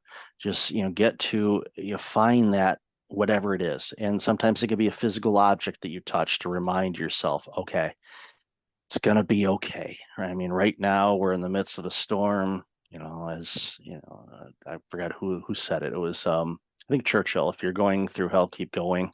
A lot of people have said that, don't stop, just keep going, through it, get through the storm and you'll be fine. In situations like what we're seeing right now, there's so many of us that feel powerless, but I think I want to flip the switch on that and saying, if you take care of yourself and you protect your energy and you protect your well-being and you get to a happy, loving state of yourself, making sure that you truly love yourself and you're taking care of yourself the best that you can, that emits an energy that people recognize, and hopefully they will pick up on it and they will do the same thing, so we can get to more of a harmonious state, because we are one planet. Yes, there's these borders that were man-made, and a variety of other factors involved. I don't want to simplify things. It's complex, especially, since, some of these battles and things like that have been going on for a very, very long time. And it's to the point where I often say, do they even remember what they're fighting about? And it's, again, that's a simplification of the dynamics of everything that's going on over in Israel and Palestine, the Gaza Strip, and all of that. But it shouldn't require harming people. It should. Let's talk about it. Let's figure out, because come on, people shouldn't be dying about this, but they are. And it's tough. But again, going back to, what we talked about originally, these type of things, can cause prolonged stress, which prolonged stress turns into burnout. So you have to be really careful about Yeah. this. And I love what you said. Don't put your head in the sand, but you have to have some regulation and some boundaries around what you consume and how much you consume. I think back to my parents, my dad passed a few years ago, but they'd put on the news, 3 o'clock, 4 o'clock, and that thing would run until 7 o'clock. So they were constantly getting gaslit with all the negativity that's going on in the world. Didn't matter which flavor of the news they were watching. It's it's got, unfortunately, there's a lot of negative things that the news agencies highlight because that's what gets Makes ratings, people feel- unfortunately. Yeah. Yeah. Yeah. Fear. Yeah. It's a lot of fear. And I mean, rightly justified right now, but I wanted to just go back to something that you said about like finding those resourcing activities, meditation or being out in nature or taking a walk or talking to a friend. I think it's really important that we identify where these sources of safety are that really calm our systems, that help us come back to a sense of connection to ourselves, but also, I think most importantly, to other people. It's really important that we're checking in with each other, with our friends, our family, our loved ones, our colleagues, because everyone's experiencing this time in a different way, but it's pretty hard to not be affected by it. And so I think, just being really mindful of like, we're having our own personal experiences, but the people around us are as well. And so we have an opportunity to, as we've been talking about, like set an example of how to stay connected and how to stay present and how to take care of ourselves and each other. And that can look differently for everyone, but it's really whatever makes you feel safe and calm and connected, I would say, are like really the three main things. And that applies to working in corporate as well. Yes. Yeah. We talked about a lot of, real life, real heavy stuff here, but it's kind of going back to what I said a moment ago. It's like sometimes you just go back to the basics, start at okay, let's start clean slate. Don't throw everything out, but just like, okay, we're gonna go in a different room that isn't used. Okay, let's kind of map this out. Let's start here and add the things we need to. It's kind of like the junk drawer in a way. That's probably not a great analogy, but we all have those, where there's a box or a drawer that's just filled with, I'll save this for later kind of thing. And you look at it and it's just like, what in the world? I don't even know what this thing is. Yeah.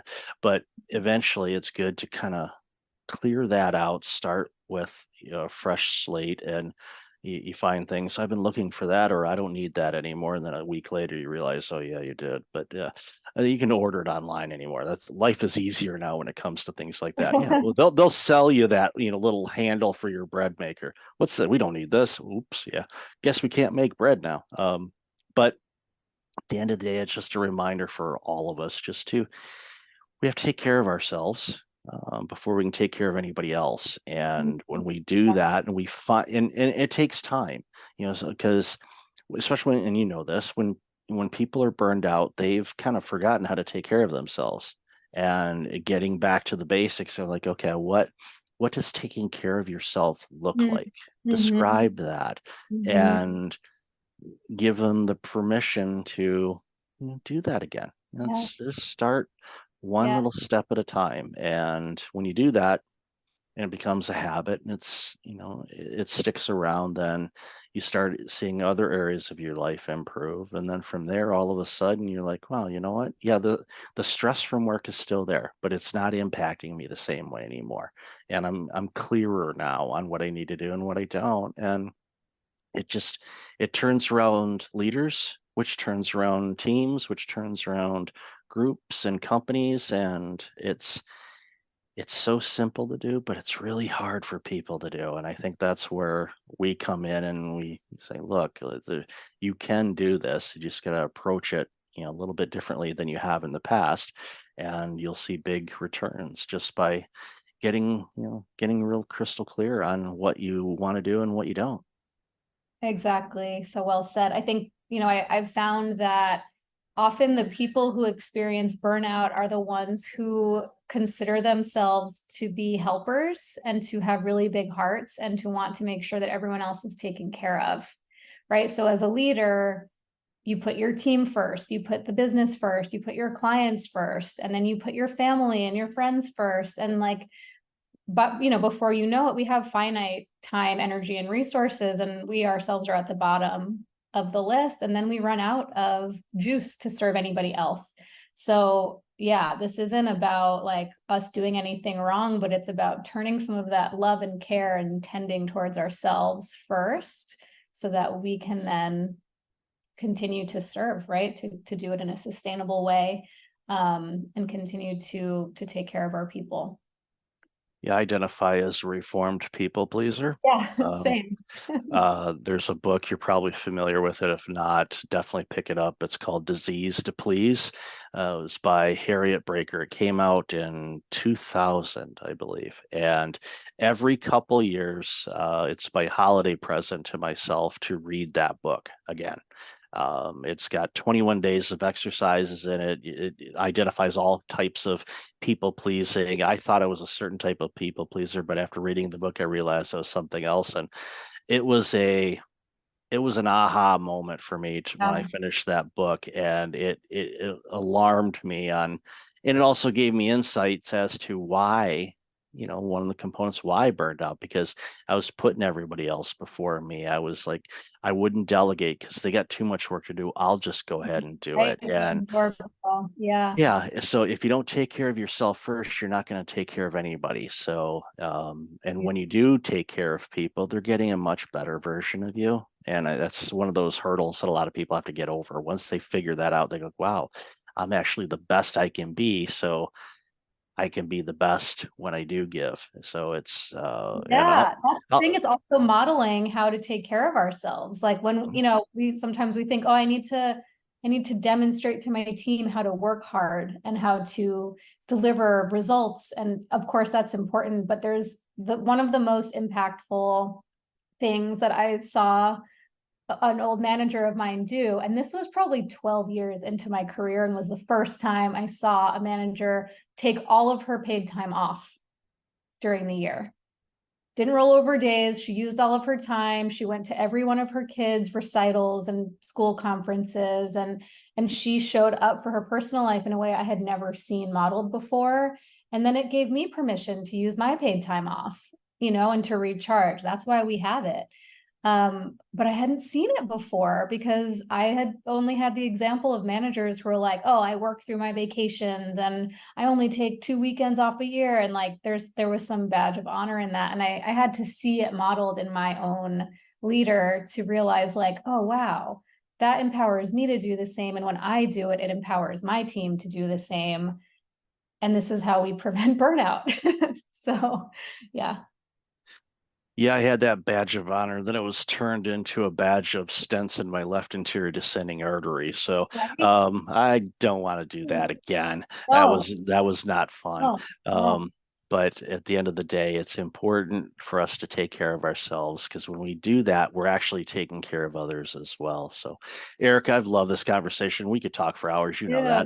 that. But where can people find out more about you and all this amazing work you're doing? Yeah.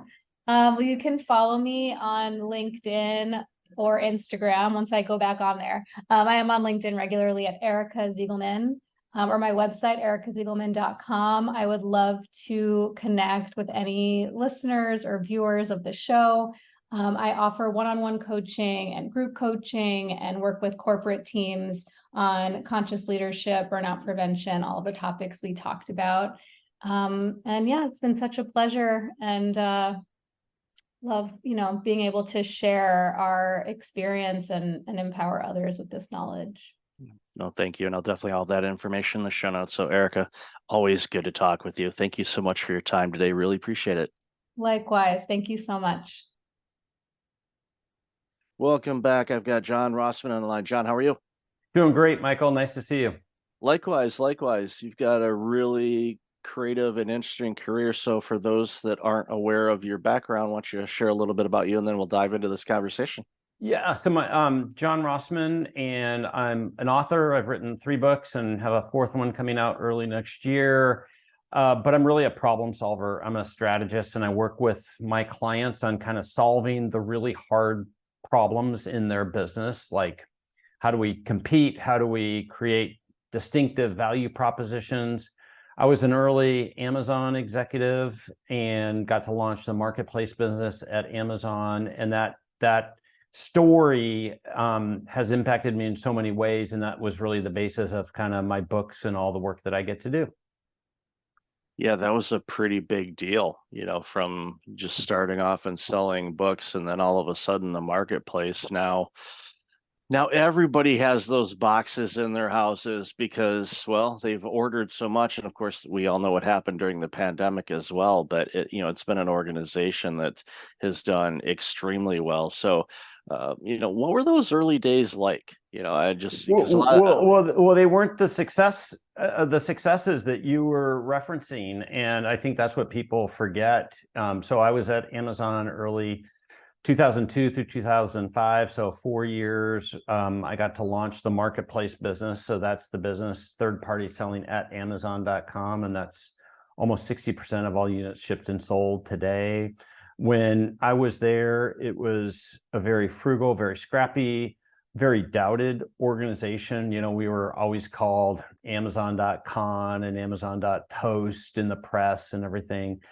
But the organization just always stuck to its principles and its perspective on how to reinvent core customer experiences and operations experiences, and how investing in the future was always kind of the mission of the organization. And so while it was much different than it is today, the principles on how we held each other accountable, how we made decisions, how we prioritize, those were the principles that led into the Amazon leadership principles. And that's kind of one of the stories that I captured in a book called The Amazon Way. Yeah, and it was, I remember those early days too, because I was in the IT industry at that point, and they're saying, "Will Amazon ever turn a profit?" And I remember those comments, and Bezos was on television, like, "Yeah, we've got this, we're doing this and doing this," and of course, you and the team in the backdrop are like, "Yeah, okay, let's be the best we can at all of this," and you laid the foundation and the infrastructure that helped create what it is now. Because if you guys didn't do that work back then, there would be no Amazon at this point, I would guess, because, well, there's only so much water you can take in the boat, and it's a situation where your team stuck through it, and those principal lessons, I'm guessing you've used those throughout your career and all the consulting you've done and the work that you're doing at your own organization. Yeah, I mean, that really is the playbook. So I left Amazon late 2005 and started working with my clients on innovation and digital transformation and operational improvement and strategy. And it was 5 years after I left Amazon that one of my clients at the Gates Foundation came to me with kind of the observation you were making, which is like, "Oh, you take the little anecdotes and strategies from Amazon and delicately insert them into our business." And he goes, "I think you ought to write a book about that." And I'd never thought about that before. And I listened, and I was like, "Oh, interesting." So I talked him into being my partner on these books. I still work with Greg, and it's been so much fun and so impactful.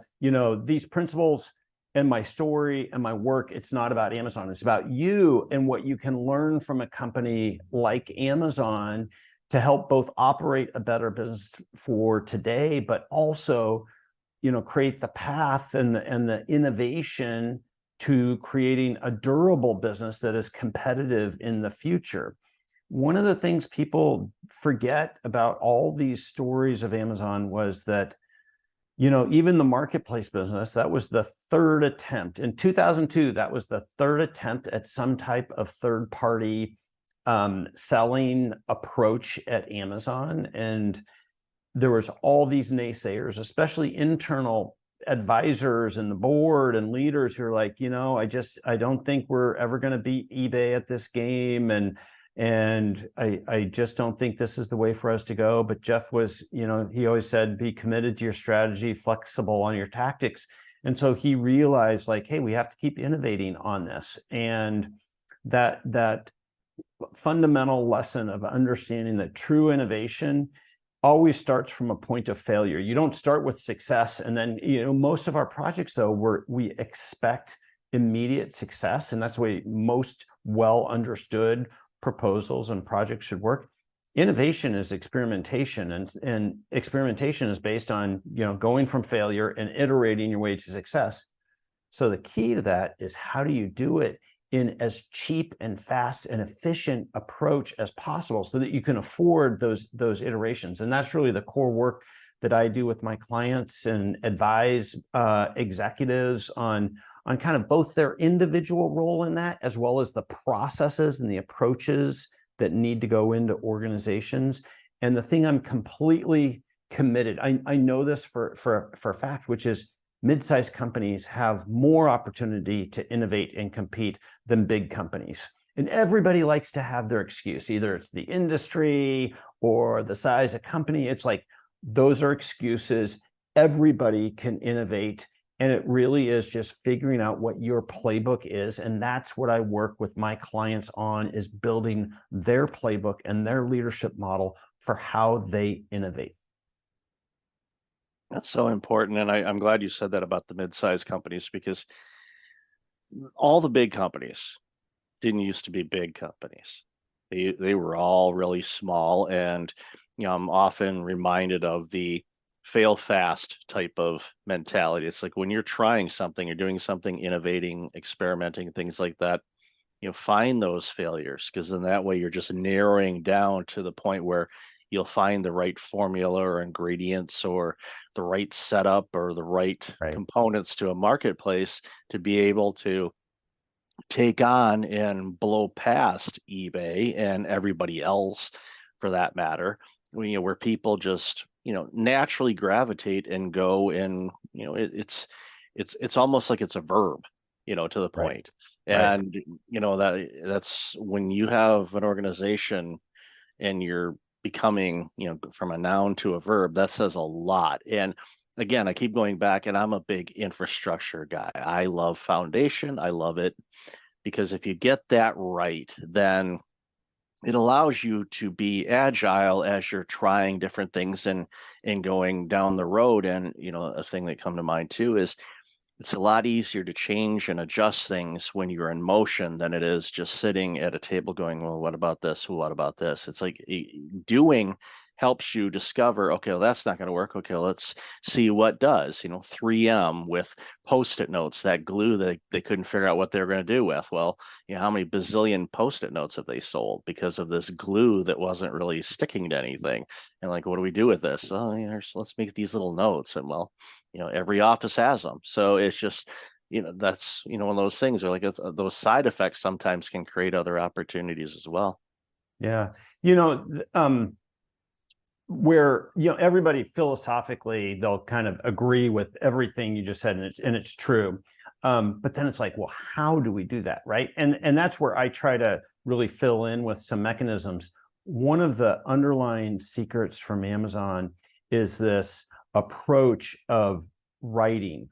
And so by writing out in narratives, in a term called a future press release, and FAQs, frequently asked questions, and debating those, like, we have a concept, forcing yourself to write those things out and then debate them. That's the cheapest and best way to experiment. So that's how we afford experiments, is by being disciplined enough to actually write them out. PowerPoint or just talking about things is not refined enough for the subtle differences of, what your new product, what your new service, what your new improvement might be. And so if you can pick up these habits of writing out these concepts, it's an absolute superpower, and it scales. You can do it as an individual. I do it in my own business. You can do it as a team. You can do it as an enterprise. You can do it just part of the time. But that's the type of mechanism that helps reinforce the important concepts you're talking about, of like, hey, we need to iterate. We need to try new things. They aren't going to work. Yes. And here's how we can actually go about doing that in a fast, affordable, repetitive manner that improves not just the idea, but how we approach those ideas.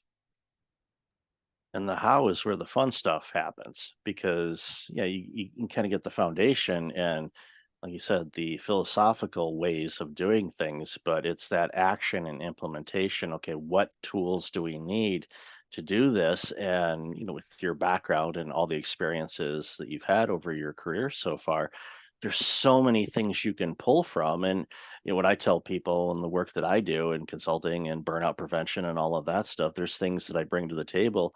Could have been from my accounting degree, it could have been from Right. IT, could have been from healthcare, it could have been for nonprofit, it could be in speaking. It just, they're just there. I don't think, okay, I'm going to use that tool that I picked up in 1993 when I was working for that CPF. I don't remember where I picked it up, but it's something that's just there. And you know it with the expertise based on all the ingredients that you're exposed to when you're working with a customer or a client and figuring out, okay, how do they break through this particular barrier that they're stuck on? And it could be something major that's involving all kinds of different things, or it could be something as simple as they've grown and now they want to get to that next level, but they're not sure how to do it. And that's where your expertise really comes through.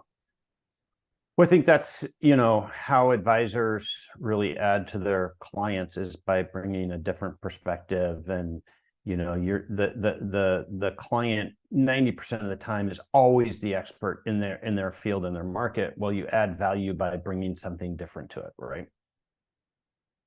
Exactly. And, helps when you have either a finance background or a systems background or a strategy background, because again, when you work with different industries, I know most industries say we're so different than everybody else. And, the spoiler it is not really. I mean, there's different things, but everybody's got a widget. It's just, what is that widget? But obviously there's different things that pop up. And there's always exemplars within that industry who have fought through those things and everything, right? Like I do some business with some automotive organizations, and they still today resist change, like, oh, it's the automotive industry, it's highly regulated, it's highly complex, and it truly is.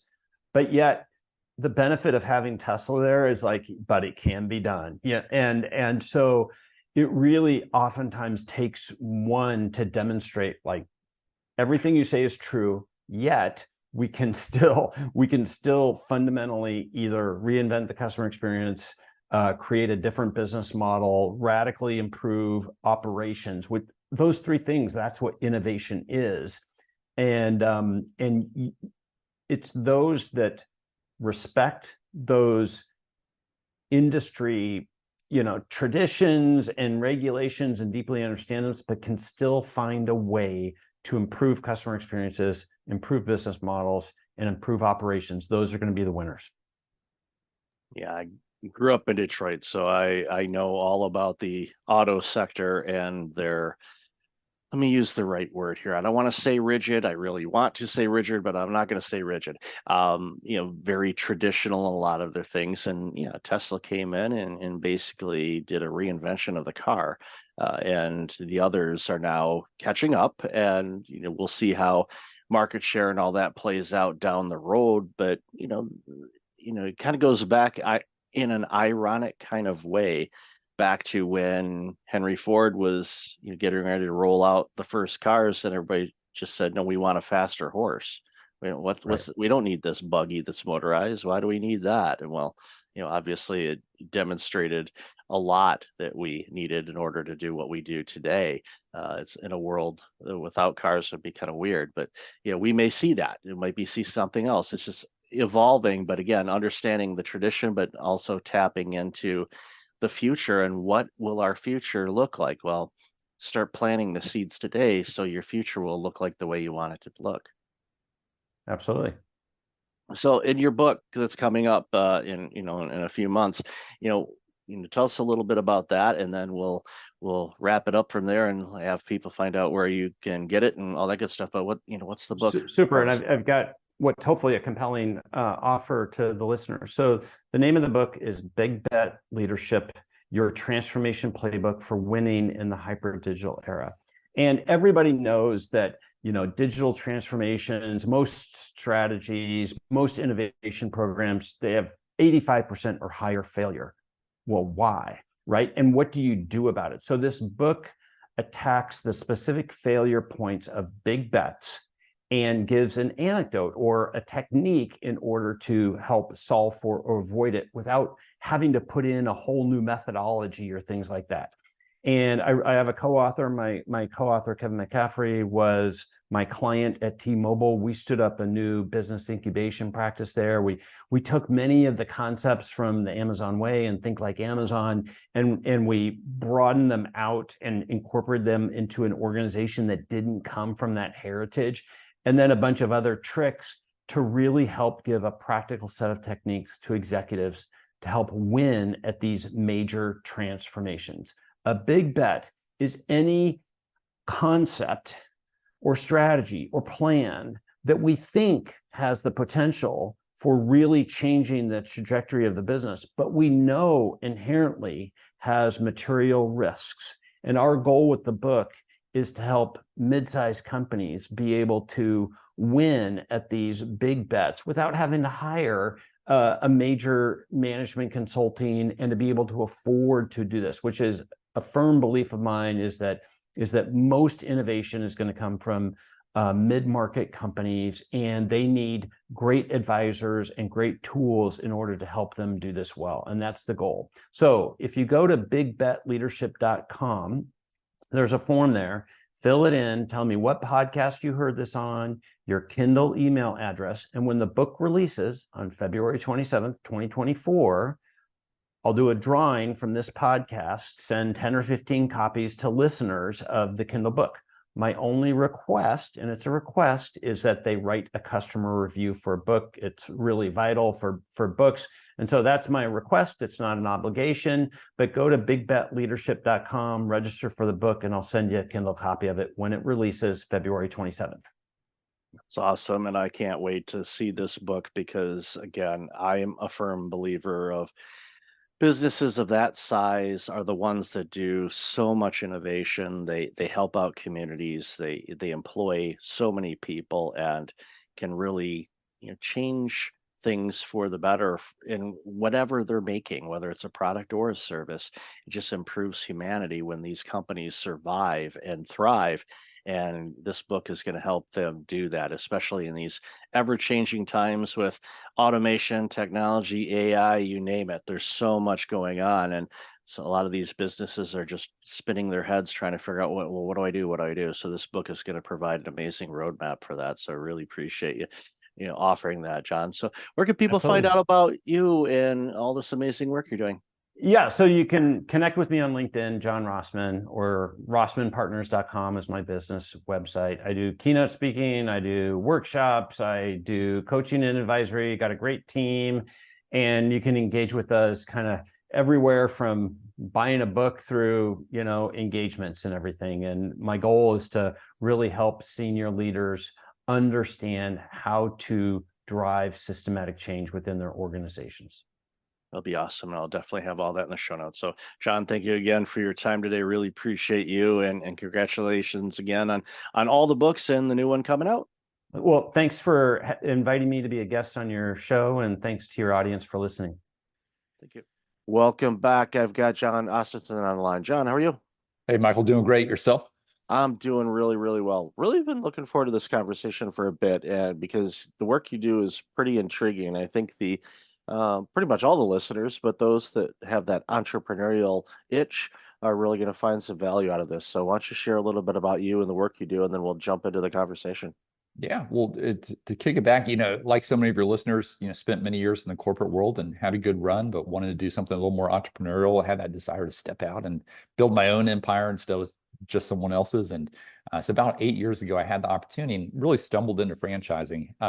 Stepped in as president of Shelf Genie, which is a large franchise system all across North America, and ran the day-to-day operations, supporting all of our owners across North America. And for me, that was the light bulb moment to this model of franchising where so many people with different backgrounds could step into a new industry for them, take some transferable skill sets with them, and be successful in building their own business. So really fell in love with it. Ended up partnering with the founder. We spun off. We've been invested in franchises ourselves on the franchisee side. So I've been and am currently on both sides of the table, but I've got good people running those businesses, and allows me now to spend probably 95% of my time helping other entrepreneurs and investors or wannabe-preneurs, right, get involved in business ownership through franchising. So love getting out there, educating. It's entirely free to work with us. We work with over 600 franchise brands and really helping individuals figure out what are those top opportunities that are available in their market that could be the right fit. I love the work because so many people that want to be entrepreneurs are, trying to figure out, okay, what do I do? What do I launch? But if there's existing businesses that already exist, so pretty much the framework, here's the business. I don't want to call it business in a box.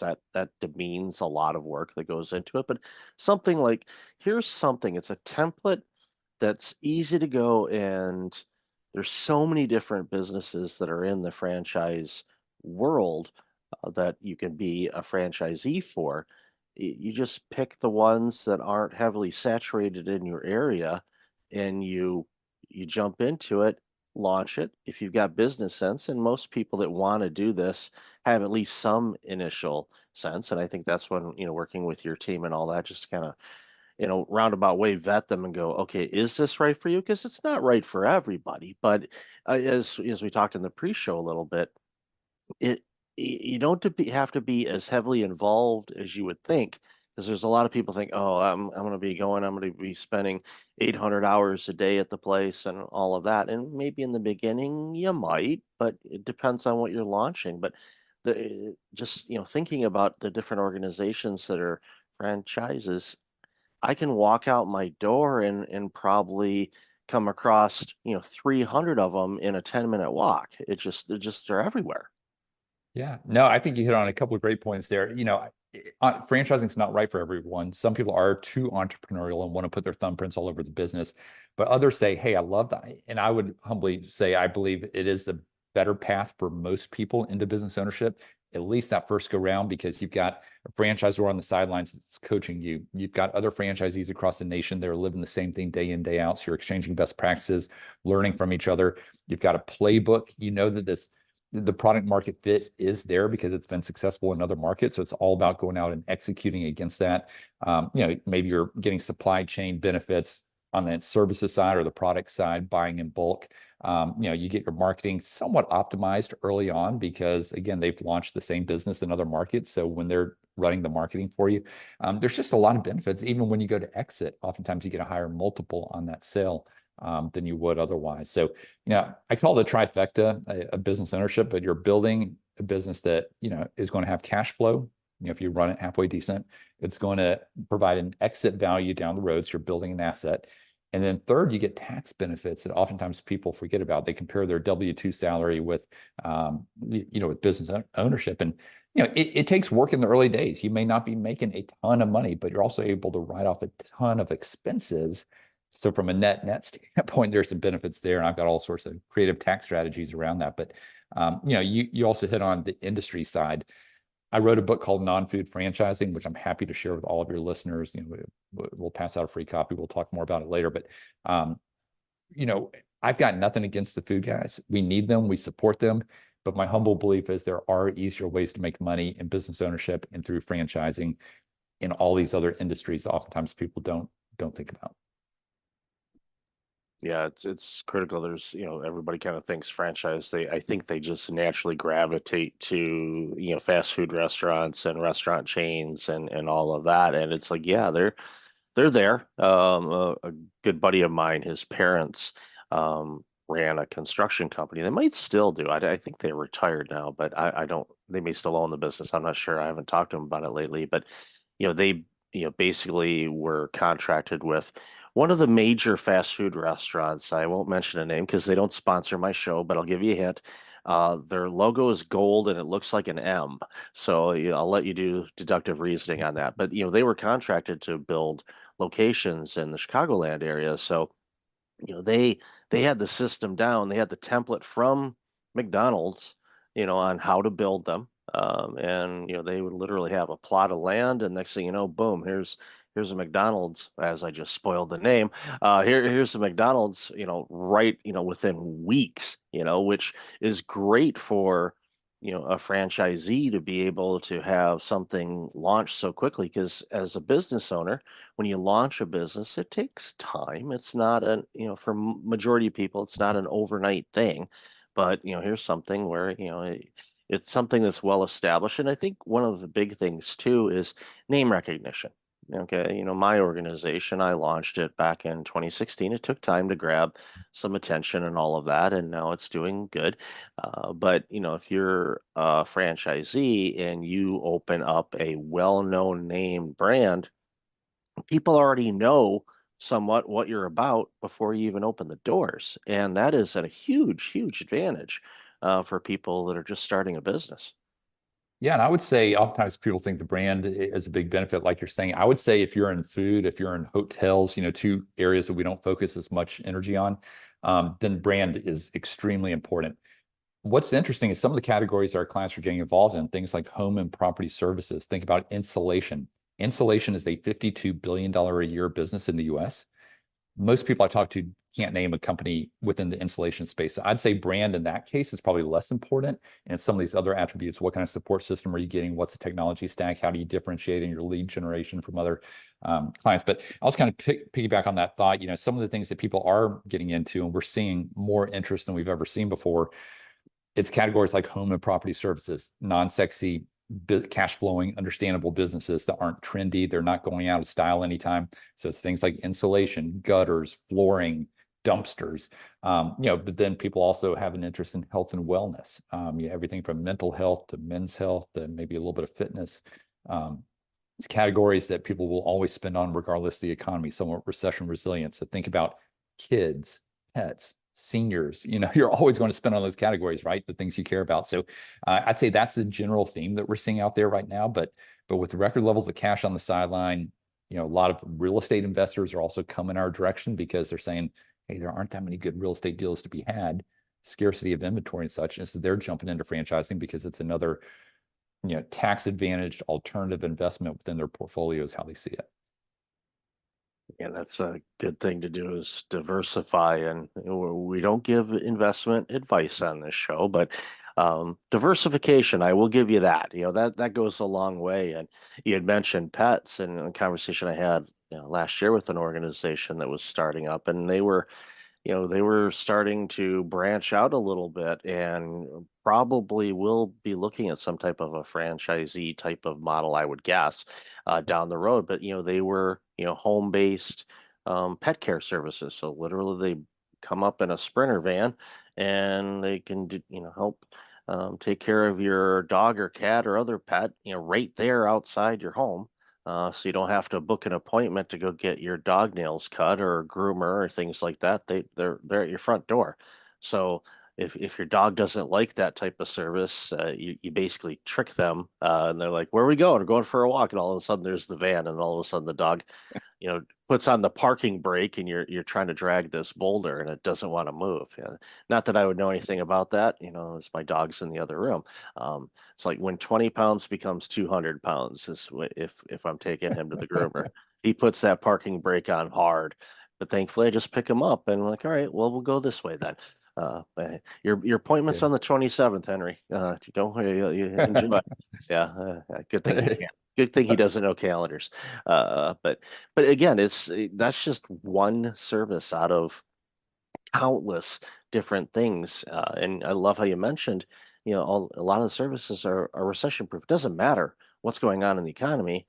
People still need to have certain things done, whether it's insulation or, they need to have their flooring repaired or plumbing or legal or you name it, that all the apps that are out there now, it's like, well, that could be a franchise model as far as coaching or, even, professional development coaching can be a franchise. We see it, there's all kinds of different coaches out there that have basically a franchise system where you get access to all of their resources that they've created over the years, and you can, coach on those things. And it again, it shortens the time, from my perspective, of building something out because you've got a reservoir of stuff that has been tested and proved, and like you mentioned before too, which is I think really important for a lot of entrepreneurs, the phrase solo entrepreneur comes in, and it has a couple meanings. Well, and, it's you yourself doing it, but sometimes you feel like you're on an island. You don't have any peers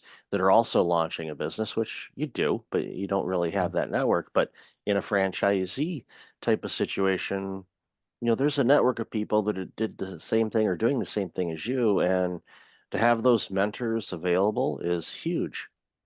Yeah, no, definitely. It allows you, just to be cliche here, you're in business for yourself, but not by yourself. And you really are starting on third base because you're not having to reinvent the wheel. And so, that gives a lot of people comfort. And I have a lot of clients that will do what I call franchise stacking. That may be where they come back 6 to 12 months after launching their first one and buying another one. Oftentimes they'll buy multiples within that same brand, but oftentimes they're also buying additional brands that may either complement or diversify from that core business. So there's a lot of strategy that can go around this. We touched on this just slightly earlier, but I'd say about half of our clients are owner operators. They're looking to make the jump and run the business themselves, oftentimes with the eye on eventually replacing themselves and putting a manager in place and moving on to the next thing. Then about half of our clients are looking to come in as what we call semi-passive or investor model, where they would, manage the manager, but put a manager in place day one. And, again, I don't want to sugarcoat it. There's still work that goes involved. It's not easy to stand up a business. But when you've got that support structure on the sidelines and you've got a franchisor that can carry a lot of that support water day in, day out in supporting your manager, it takes a lot of the burden off of you as the owner, and it makes it doable.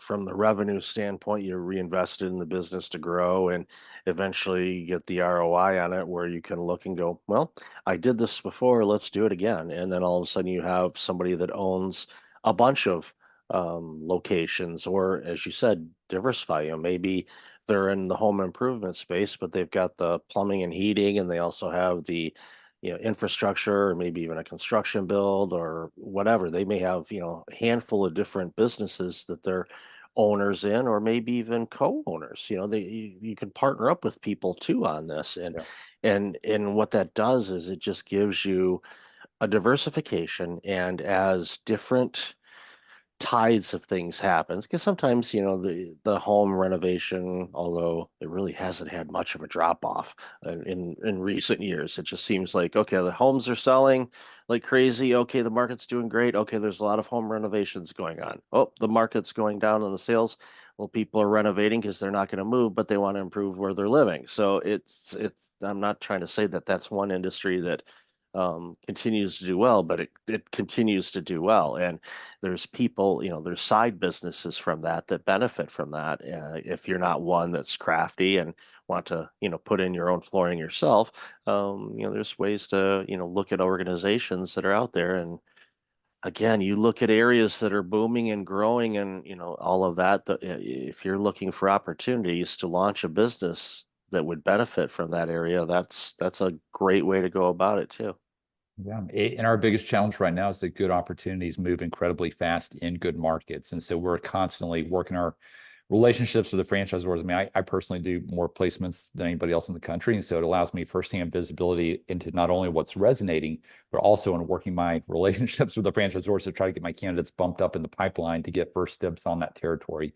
So that's kind of the dynamic that we're seeing at play right now. Oh yeah, definitely. In South and the Southwest has been booming. I know Atlanta's been Yeah. crazy. Even where they built the new ballpark for the Braves, and it was like, wait a minute, Turner Field's not that old. Why are they doing that? It was because I think it was Georgia Tech that wanted the stadium, so they were like, all right, we'll give us enough money, we'll go build a new one. And yeah, I was at that park, Trist, a couple of years ago, and it just the build around that area, because I used to have an aunt and uncle that lived in Georgia, so I was kind of familiar with that Yeah. area and went into it, and I'm like, I don't recognize any of this. This is all brand new. And that's opportunity. So if you see an area that is growing or is having a revitalization, like downtown Detroit, for example, I'm originally from Michigan, the revitalization of downtown Detroit area is astonishing. I just never thought I would see it in my life, and I'm thrilled that it's happening. Again, opportunities there, and people are moving back downtown. That means they're going to need food, and they're going to need clothing stores. They're going to need things repaired. So just pay attention. I think that's the ultimate goal. And I definitely want to talk about the book in a moment, but pay attention where things are going. And there's many ways to do that. But if you see something in your area, it's like, oh, wow, there seems to be a resurgence there. Okay, what services do you think they'll need that aren't there now? There's Yeah, an opportunity. we got the aging population. They call it the silver tsunami. You know, we've been talking about 10,000 people turning 65 every day for, I don't know, probably the past decade. And so now they're in their mid 70s, right? And, you know, that in-home healthcare, I mean, we had 13 clients buy into that last year, into that space. But then we have people keep having babies. And so youth soccer has been one that a lot of our clients have done very well with. And so, yeah, it's all these niches, again, that are not top of mind until you see the opportunities in front of you. And then you say, wait a minute, I never thought about this. And we get that feedback from our clients all the time. Probably 90% of them end up purchasing something that was never on their radar, that they'd never considered that industry. And so that's a lot of fun for us, is, you know, to see those light bulb moments take place in real time. Absolutely. So as we wrap up, tell us about the book. And, I always ask authors, why in the world would you give up so much of your existence to write a book? Because it's not something you can do on a weekend. I mean, a PDF book, sure, I've done that, but an actual book, it takes time. So tell us a little bit about the book. A lot of early mornings before the kids would wake up, right? So, no, really proud of it. It came out about a year and a half ago, non-food franchising.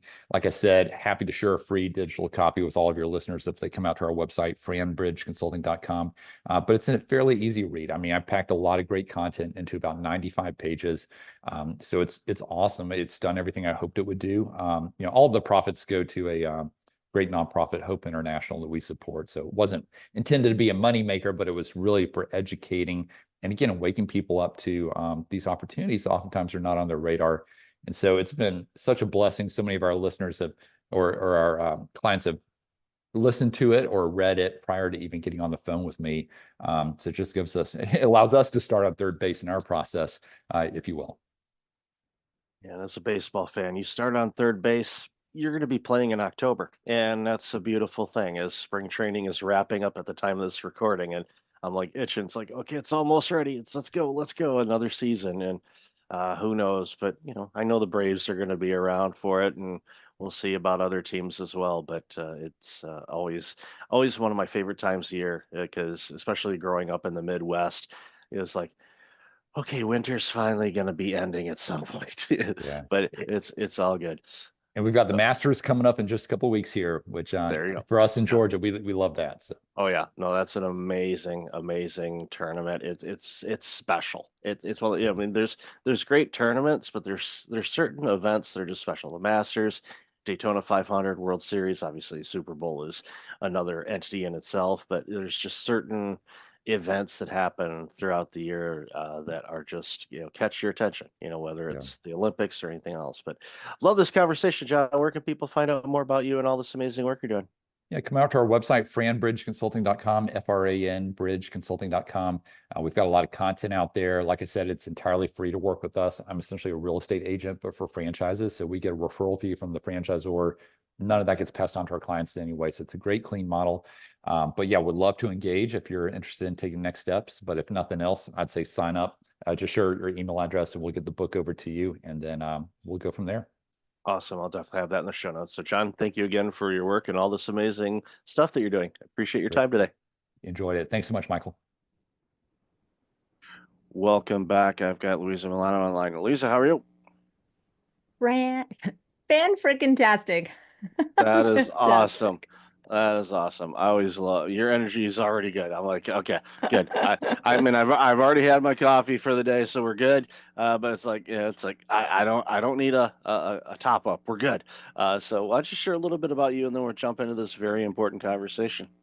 Yeah, a little bit about me. I live and breathe entrepreneurship, and specifically an empowering, joyful entrepreneurial journey. I think a lot of people that view either early in their entrepreneurial journey or looking to launch their entrepreneurial journey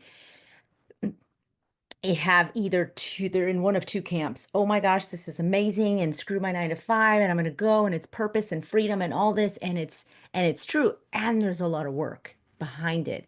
And then you have others that are like, oh my God, I don't think I want to do it because it's just, I've heard this and I've heard that, and I know this founder or that entrepreneur, and they're just like always working 9 to 5. And so between those two extremes, I try to find this middle ground where, yeah, there's work. Being an entrepreneur is a lot of work.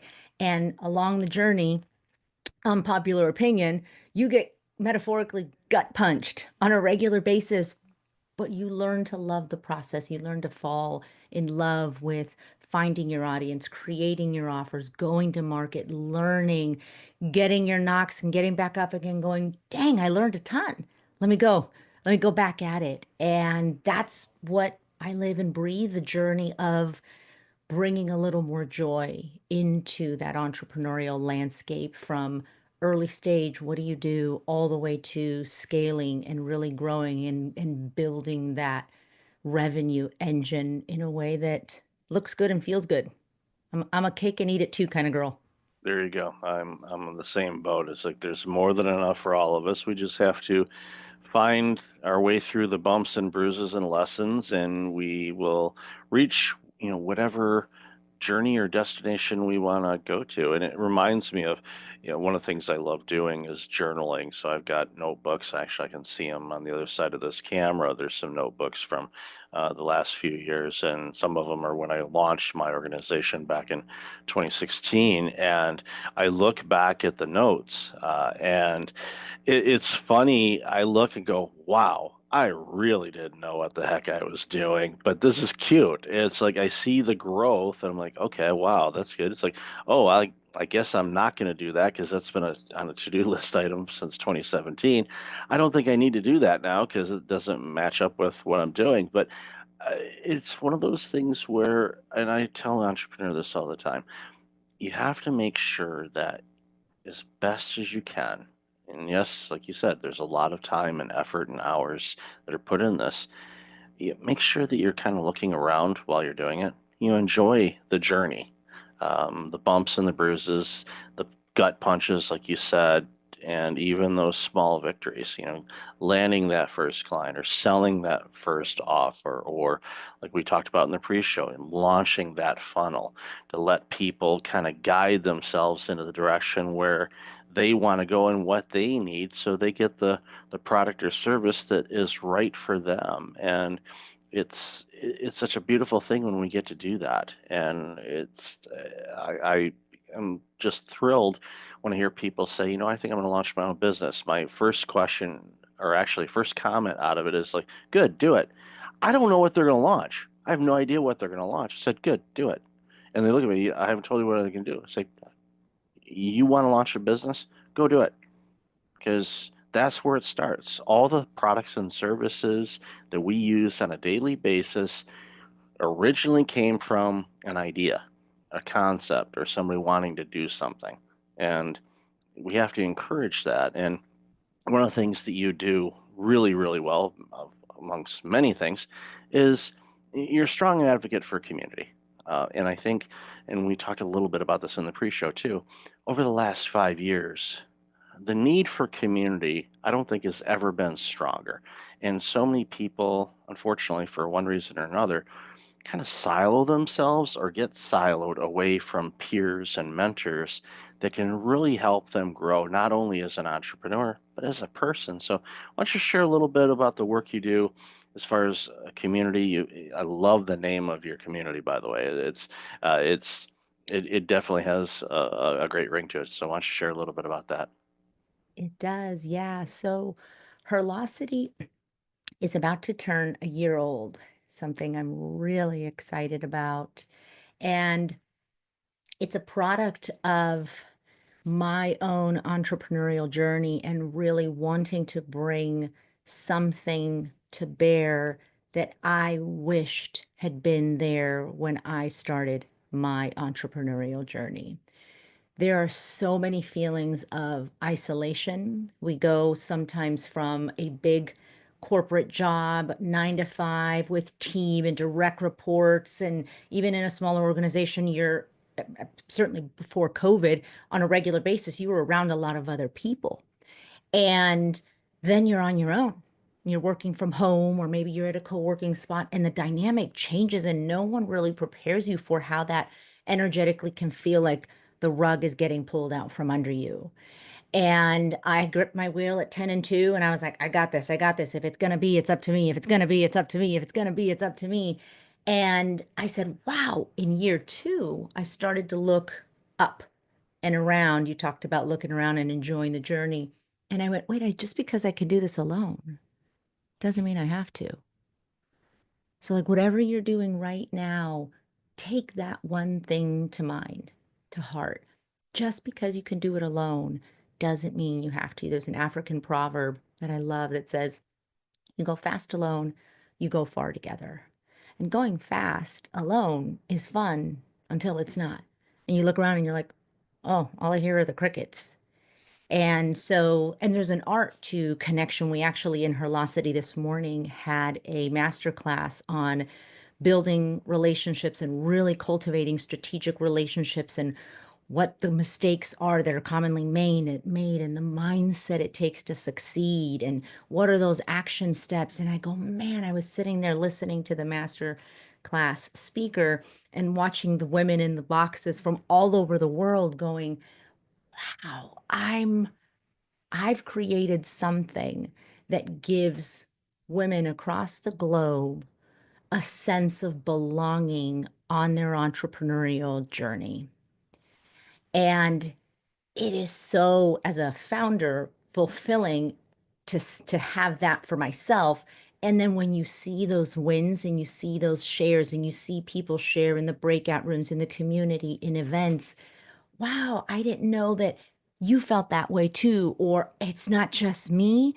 Or, oh my gosh, what you just shared inspired me. And there's almost this synergy that happens where we learn with and from each other. And then we apply that into our business. And in my one-on-one work with clients and in the community, I see that there's so much more creativity, there's more innovation, there's more growth with less effort, because you're building a network where you're 1 or 2 texts away from an introduction, a connection, and it takes time to cultivate that. But if you plant the seeds, you're not guaranteed to have a fruit tree, but you'll never have a fruit tree if you don't plant the seeds. And it starts with community and connection. And one of the things that jumps out at me too about this, and I've experienced this as an entrepreneur, is there are times when you feel a little beat down and you just, that race is, and even if you've got a team and you've got peers, there are times where you're dragging a little bit. And it could be the weather, it could be Mm-hmm. news alerts. I always tell people, don't pay attention to the news, please. It's just going to bring you down. But just don't do it. It doesn't matter what flavor you consume. It's just focus on your path. You make your own economy, okay? And you don't have to worry about anything else if you do that. But what I find is when you're part of a community and you get to be with other people, and even this show and talking with people, when I finish a conversation, I say 99.9% of the time, the call will end and I am on such a euphoric high and want to take on the planet, go, we're going to make this world better. It doesn't matter what we're talking about. It's that community thing. It help reinvigorate you. Go and say, you know what?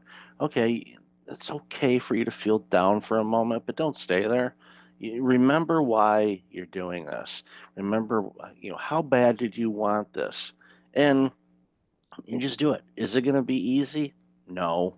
If anybody told you it was going to be easy, I'm sorry, it isn't. There's challenging times, but you persevere because you have to remind yourself, okay, why did I want to do this in the first place? Why did I want to leave my corporate gig that was quote unquote safe to venture out into this, or stop being a nurse, for example, and launch my own business because I just can't handle the workload anymore in the healthcare sector or wherever it happens to be.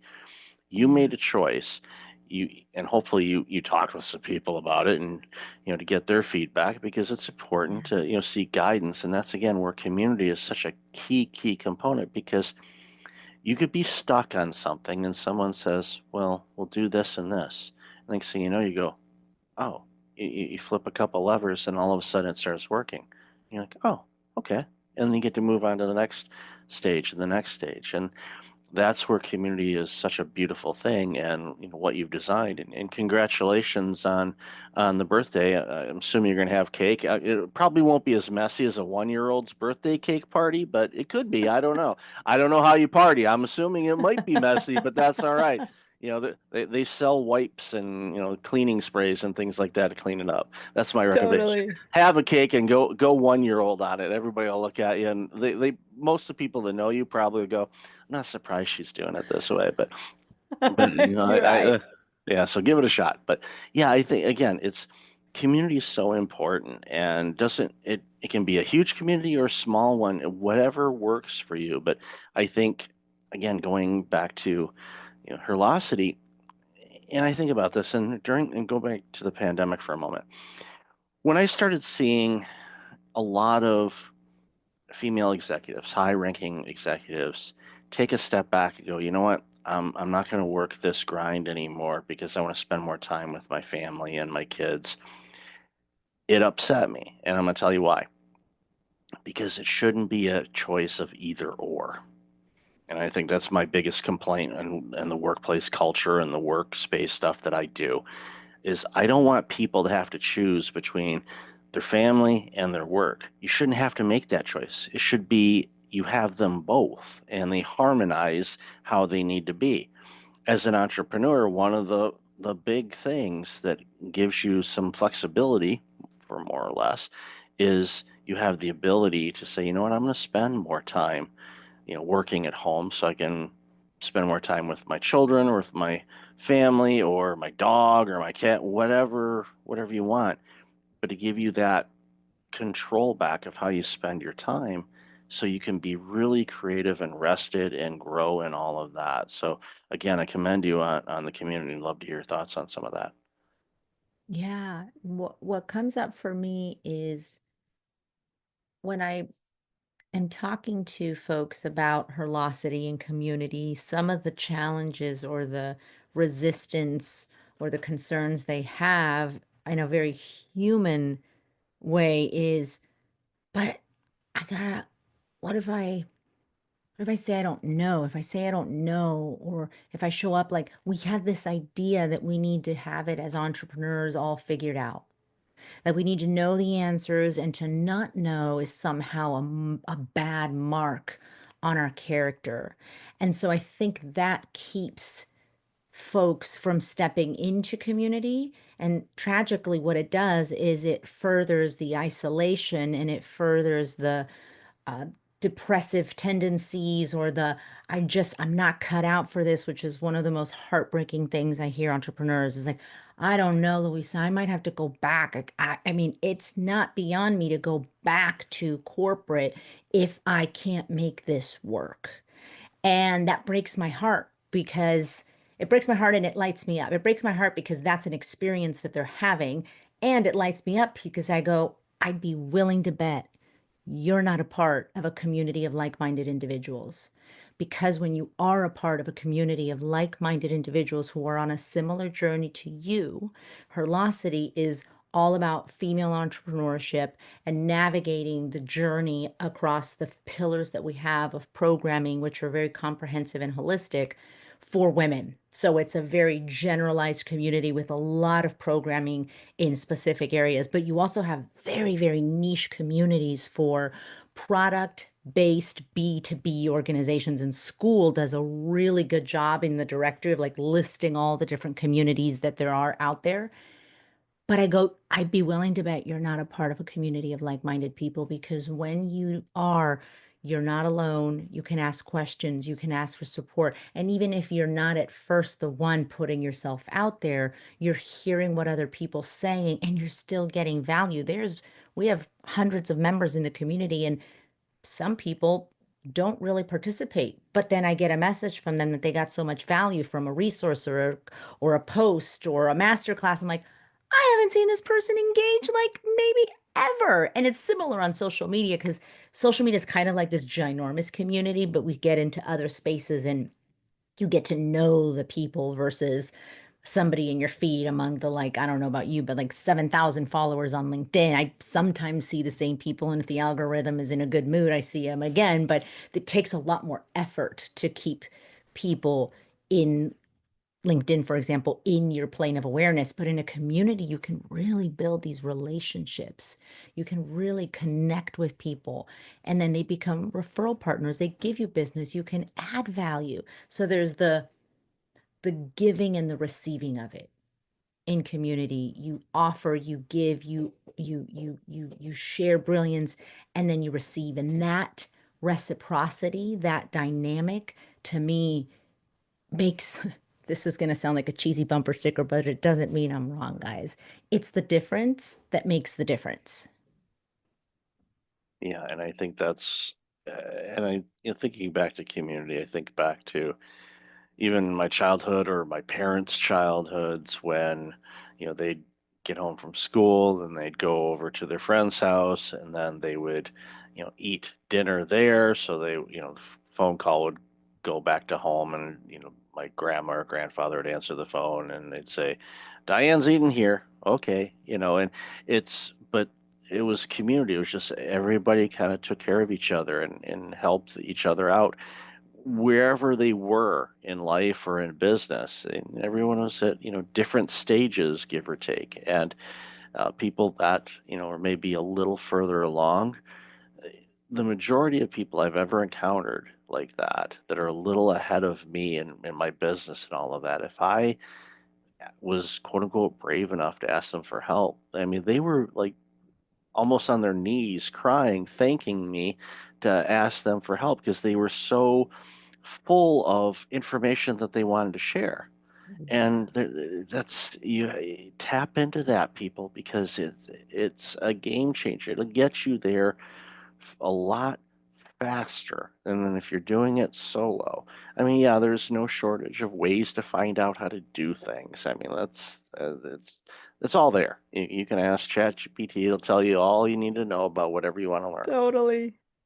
But it doesn't have that human approach where you're having a conversation and you can see or even hear, even if it's over a phone call, the tone of voice. And I thought about that, and that makes sense. And well, what about this? And it spurs on thoughts and ideas that you may or may not have thought about. And you're like, okay, maybe I could do that, or make this tweak, and you'll actually see this, do this, or I've been struggling with the same thing. You know what? Maybe we can ask our network and see if there's anybody there that would know somebody. Well, someone will know someone.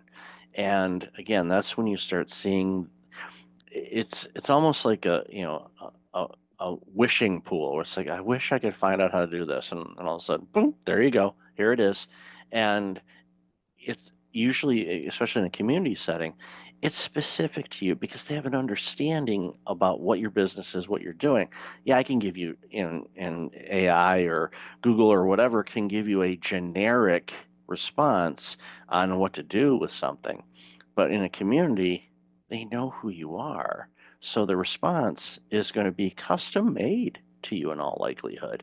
And from there, the likelihood of you being able to implement it and being successful increases dramatically because most people anyway, I hope, aren't going to give you bad advice. They're going to give you advice because they want you to succeed. Why? Because it strengthens the community. Yeah. Yeah. The other thing that I want to add that dovetails to what you shared is, and it touched on the note of advice, is I'm a big, big champion of sovereignty and personal authority and us being the expert on us.